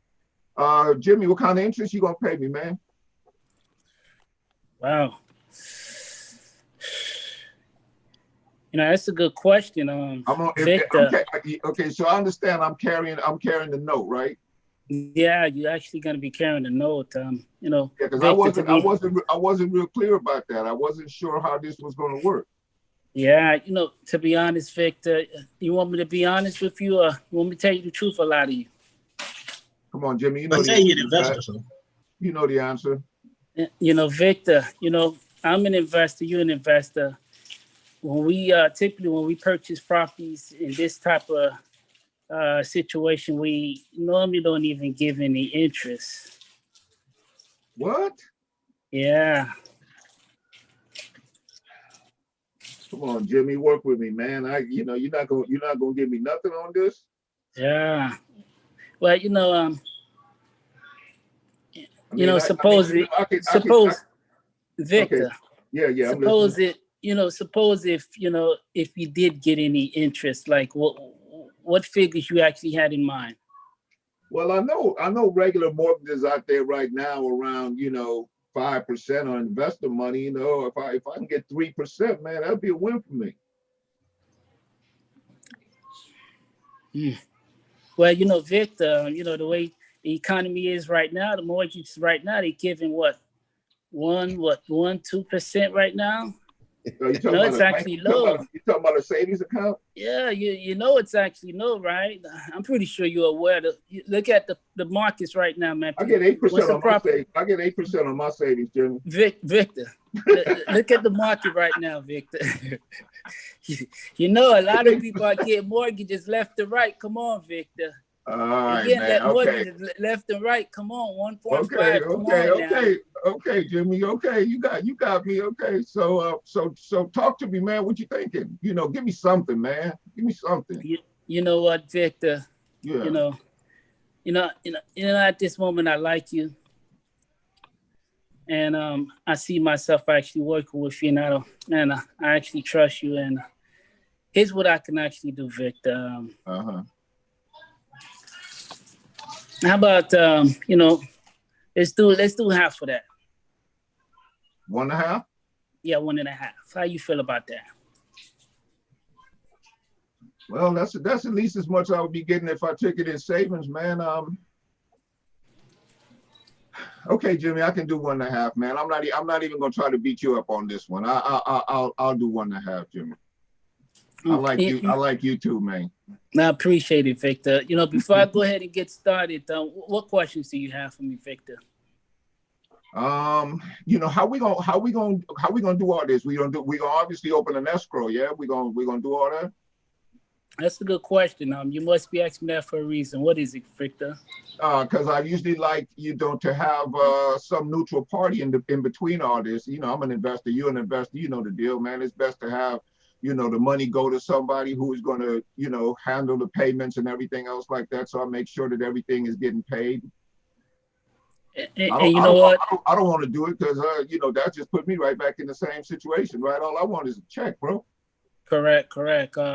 Victor, normally with situations like this, we take everything. We have our attorney actually take care of it. Mm-hmm.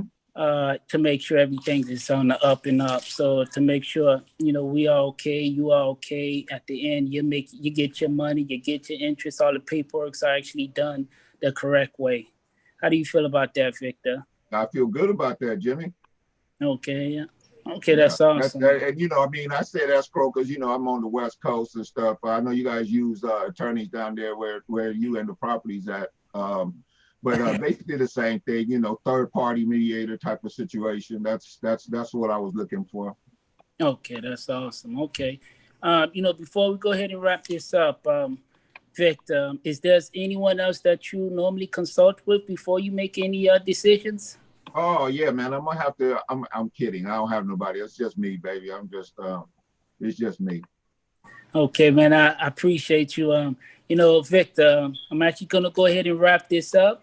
Mm-hmm. Get the documents ready. Get the agreement sent out to you, and you know, contact my attorney to let them know. Look forward for the phone call so we could get on the Skype. It's actually you could say it's 2:00 now. Yeah. You know, you think we could get back on the phone by 3:00? Me, you, attorney, we all patch everything up to make sure we all on the same page. Man, that's what, an hour? Yeah. Can you give me 2? It's 2:00 now. Give you what, 2 hours? Yeah. Can we do 4:00? Because I got a couple of things I want to knock out, and I need to make sure the agreements and everything. Can you give me 2? Suppose we give you the 2 hours. You do what you have to do. Make sure you got a clear mind. You knock out everything that you need to knock out. Yep. Sounds good, man. Okay, then. So most likely I hear back from you at, you can say 4:00, okay? Yep, 4:00 sounds good. Victor, you seem like the honest guy. You're not going to send my car to voicemail while I set everything up, are you? Come on, Jimmy. I'm a straight shooter, brother. I would at least answer the phone and tell you no. I appreciate it. Thank you a lot, Victor. You're welcome, Jimmy. Thanks for calling, man. Look forward to it. All right. Okay. All right. What you say, give me some critiques. I like to hear it. I get better like that. Yeah, no, I thought, especially that last part right there. So the first part, I thought there was a few things dropped out because I kind of was getting off the phone without clarity. Like I didn't even realize that it was a seller carryback, right? Yeah. Because that wasn't really, I didn't get the sense that was made clear in the situation. So I'm thinking because it's role play and I have experience or whatever, you just assumed that was that was what was going on. But I wasn't clear that I was going to be, carrying back financing and that I was going to be doing all that until we cleared that up. So if I did have a critique, it would be that there wasn't clarity in terms of what I was exactly expected, was expected of me. Yeah, right? Because the reason why I put it like that, because I've been practicing on it. Like I sit down and I say, suppose that we'll get you close to your asking price. You wouldn't consider taking monthly payments for the next 5 years, would you? And then we'll cash you out the remaining balance. I should have said that piece right there. You probably would have understood it more, which I just left it out because I know you an investor. I'm like, okay, it doesn't matter. Exactly. Yeah. So I just left it out. You know, and that's how I put my own finance. If it's going to be a lease purchase, and I just say that, then you wouldn't consider renting it and selling it, would you? Since it's already rented, I can't even say rent to own. Right. Yeah. Okay. Yeah. So other than that, man, I thought, you have this amazing way of connecting with people and acknowledging people where they at.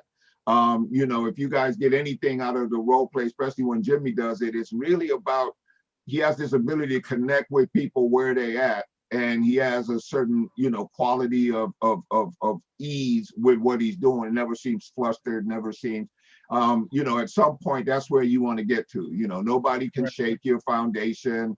You always want to be in control of the situation.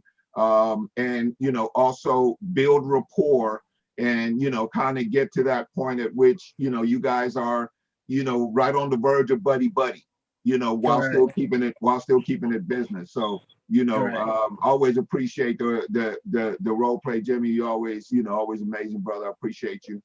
I appreciate you, man. You give me the opportunity, and I appreciate it, man. I learned a lot from you, Victor. A lot. Appreciate. I learned a lot from you. To be honest, I learned a lot. Question. Love that. Yes, sir. Michael Gooseby. How do you determine the interest rate, Victor?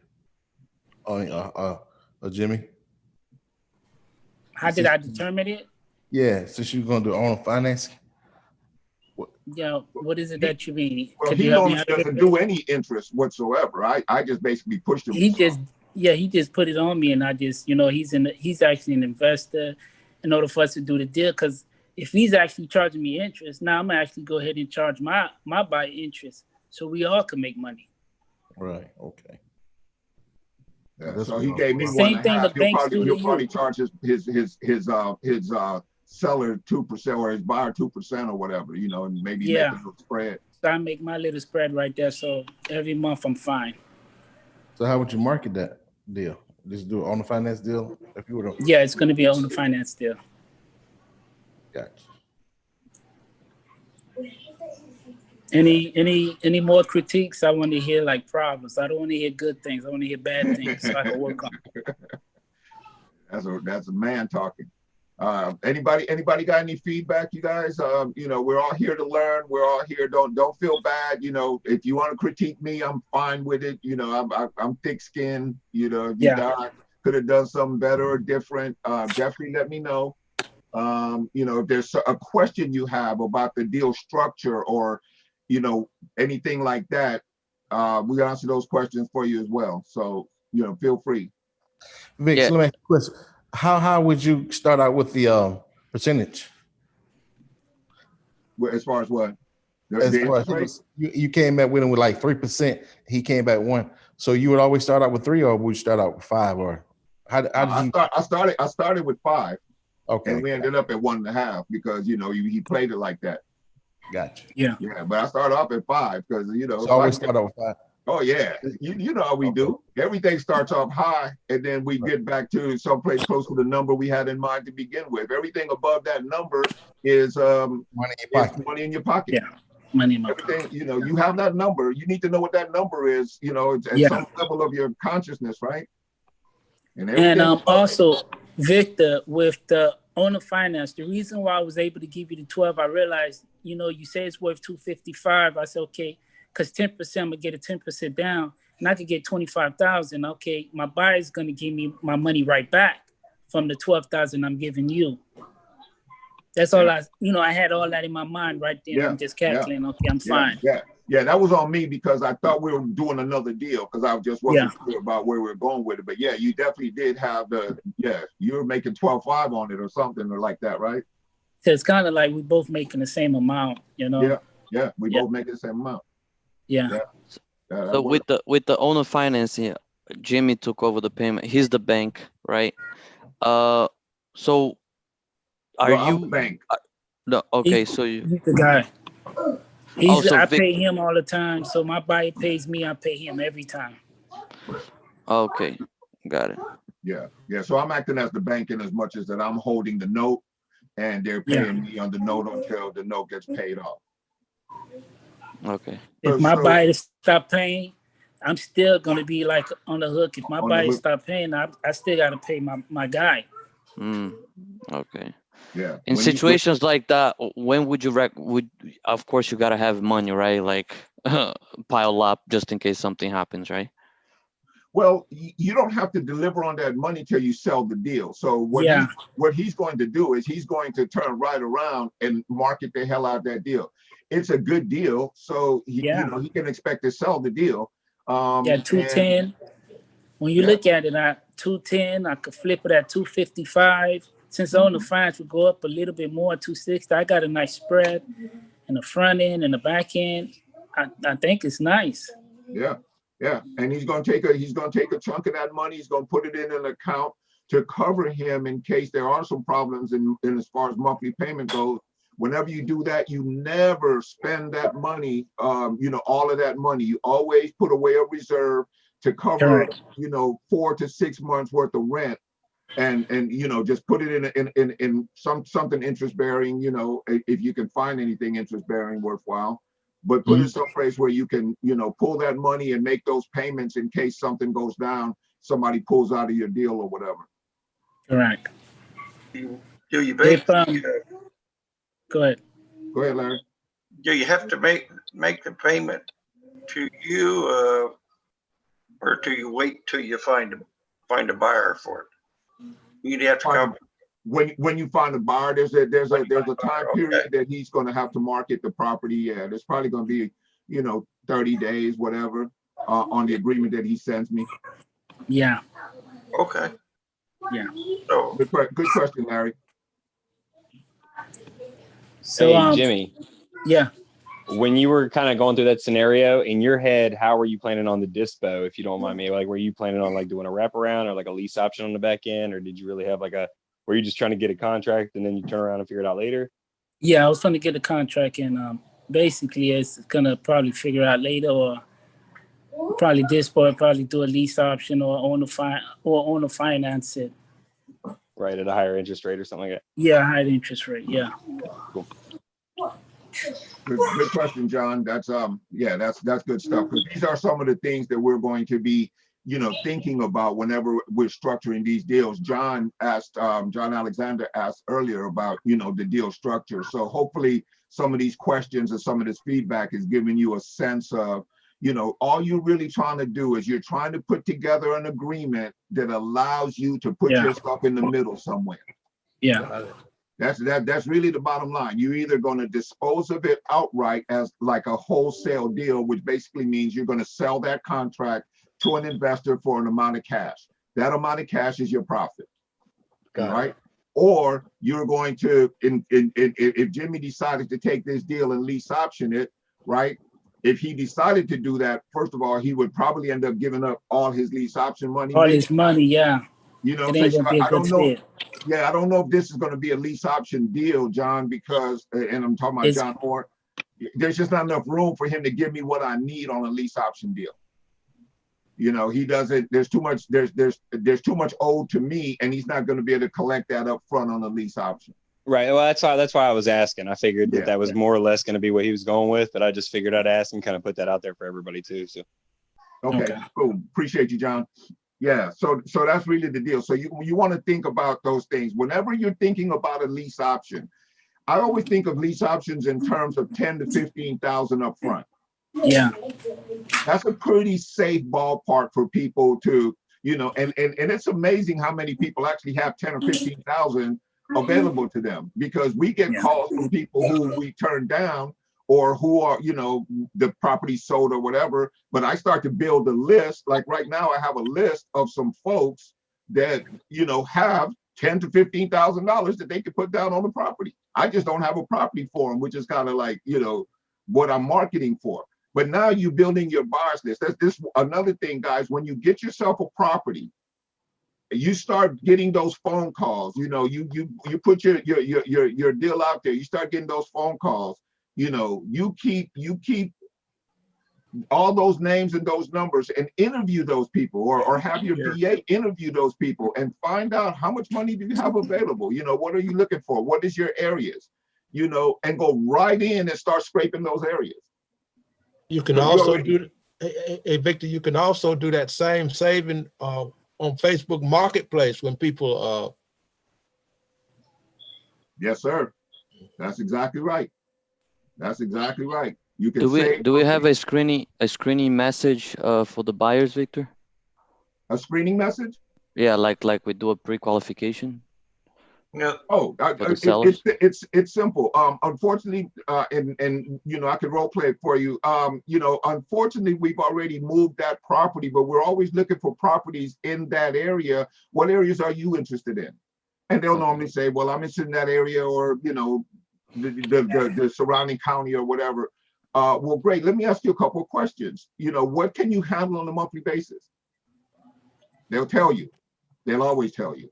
Well, I don't want to pay no more than this. All right, well, how much money do you have available right now for a down payment? Understanding that we don't do the typical 20% or whatever, just kind of give them, and that gives them permission to share some information with you, because they know they're not going to come out of pocket 20%. So they'll be like, oh, we have 10,000. And I always say this, that now that you mentioned it, Mag, can you do 15? They'll always respond. They'll always go, I could probably do 12. Okay, cool. And you write it down. They negotiate with you. They negotiate with you. Yeah. And they do it every single time. They do it every single time. Whatever they say, I always ask, can you do more? And they'll always go back to someplace in between. And it's constant. Like it happens every single time. So, you know, did that answer your question, Mac? There's really no, you know, script. There's only a couple of things you want to find out. How much money do you have down? How much money can you have on a monthly payment? Yeah, that's true. Okay. And the extra and the extra money that they can, you know, if they can do more. And how much more can you come up with? Well, it's extra money for you, you know what I mean? So exactly. How much more can you come up? That's exactly right, man. That's exactly a good point, Mag. Because whenever they say that $2,000, guess what? That's $2,000 to you. If they come up with 2,000 more, or what it does is it allows you to give the seller what they're looking for. It allows you to pay for the home warranty. I always do the home warranty part, right? But I usually get them to pay for it. But if they only have 12,000, I'm gonna make the deal work. I'm not gonna leave, you know, I'm not gonna say, well, you know, I need 12.5. No, I'll just eat the 500, you know, buy the homeowner's warranty, pay the one thing that I always do though is I always tell them, you know, you're gonna have to come up with the first month's rent upon signing. Can you do that? Again, I'm gonna ask them for that first month's rent, but I won't kill the deal for it. I will pay it out of their down payment. I'm not gonna kill the deal, right? And that'll just, you know, I mean, yeah, it's money out of your pocket, but would you rather take home 8,000 or 0? I'd rather take the 8. You know what I'm saying? It's still 8,000 on to the next deal. You know, now, you know, when I get to a certain point, maybe I'll get, you know, arrogant enough to where I'm not doing any deals less than 20,000 because, you know, you hear gurus say that shit, right? I don't do I deals. want that money. I don't want that money. Right. That's too little. I need to make I'm not doing 8,000. 8,000. I'm not wasting my time for 8,000. They're like, I'm not wasting my time either. It's the VA that's doing all the work. Yeah. Hey Victor, you wanna role play? Yeah. I have a quick question. Okay, go ahead. From the okay, let's say you make the 8,000. Are you saying earlier you're saying you want to keep a certain amount put away in case? No. Okay, so the money that you put away, that's on a seller carryback because you're going to be responsible for those payments. On a lease option, you don't have that responsibility. Okay, perfect. All right. Yeah, cool. That makes sense.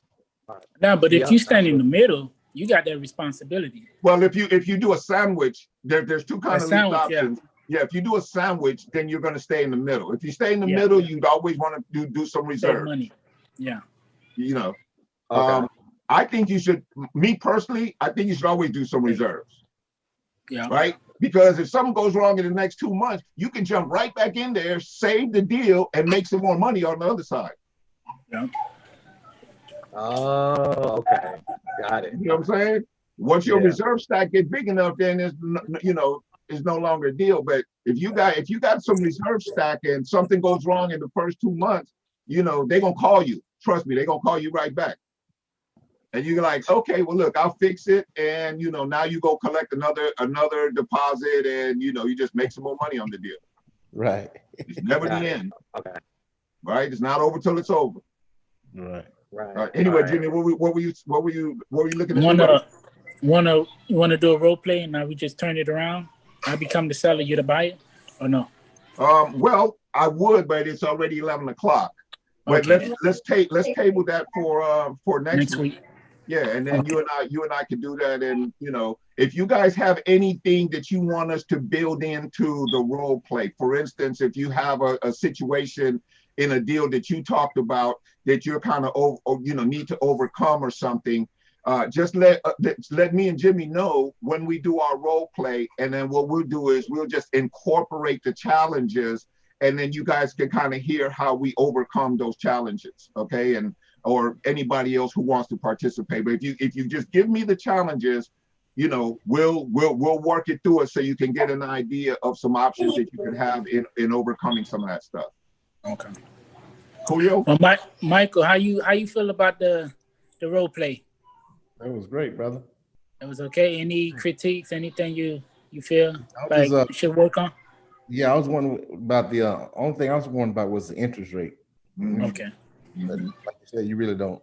The max you probably do is, if you do an interest rate, it's probably what, 1% or something like that, if any.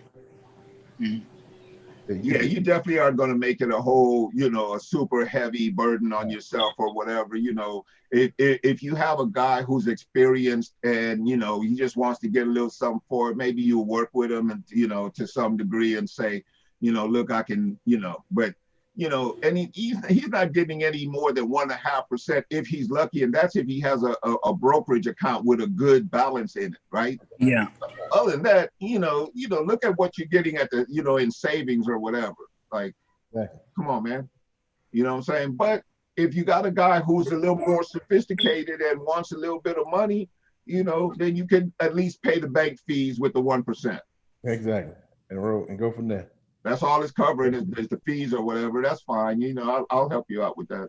That's not going to break the bank on me. Okay. Well, Victor, I feel like if we work more hands on hand and role playing more, I think we could help each other a lot, help each other out. Yeah, no doubt. You're like, you start making me work on things that I'm not aware of, and probably I could help you work on things that you're probably not thinking about, or probably switch things up sometimes. I'm with it. And I feel like that'd be a good thing. Absolutely. Oh, yeah. They called me and told me. What'd you say, Ed? No, I'm sorry. My wife had said something I was talking about. I had forgot I unmuted, man. I was finna speak on what Jimmy was talking about, but then I got distracted. It got answered anyway. Oh, it got answered? Yeah.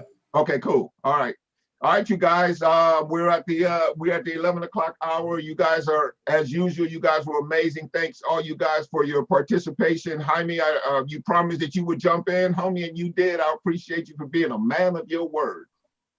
Thank you. Next time I will try to be the buyer. No, the seller. I mean the buyer. Okay. All right. Next time you be the buyer. We got you. There you go. Yeah. I'm gonna practice this right up. There you go. He can come back. He can come back and be the buyer later on this evening. Oh, there you go. Because you know, at 5 o'clock, Justin does his VIP. 5 o'clock Pacific time, he does his VIP thing. So I think 8 o'clock Eastern, whatever. So you guys can jump on there this evening and do some more role play. I'm gonna try my best to be on there this evening as well. I think I got a meeting about that time. I'm not sure, but I'll see you guys there if at all possible. Anybody else have any questions, comments, feedback, requests? All right, you guys. Hey, thank you guys so much. Michael Goolsby, Jimmy Jean, always a pleasure, my friend. Mag, John Alexander, John Moore, Harold Humphrey, Ed, Aaron, Jaime, Larry. Let me see if I got everybody on the list. I don't want to leave nobody out because I want you guys to know Aaron, Edward, Harold, Jaime, Joe, John, Mag. All right, you guys. I think that's everybody. Hey, I cannot tell you guys how much I appreciate you guys showing up on Wednesdays, man, and taking the time. I'm hoping it's bringing value and that you guys are, improving your game every single week, and that we're just getting better at this. And, at some point we're going to have a vacation once we're out of this COVID, and we're going to all be able to meet in person, hang out, have some cocktails, talk some shit, and spend a whole bunch of the money we made. Okay. All right, guys. See you guys. I'll see you guys next week. Thanks a lot. Thanks, Victor. All right, you're welcome. Bye-bye. Bye.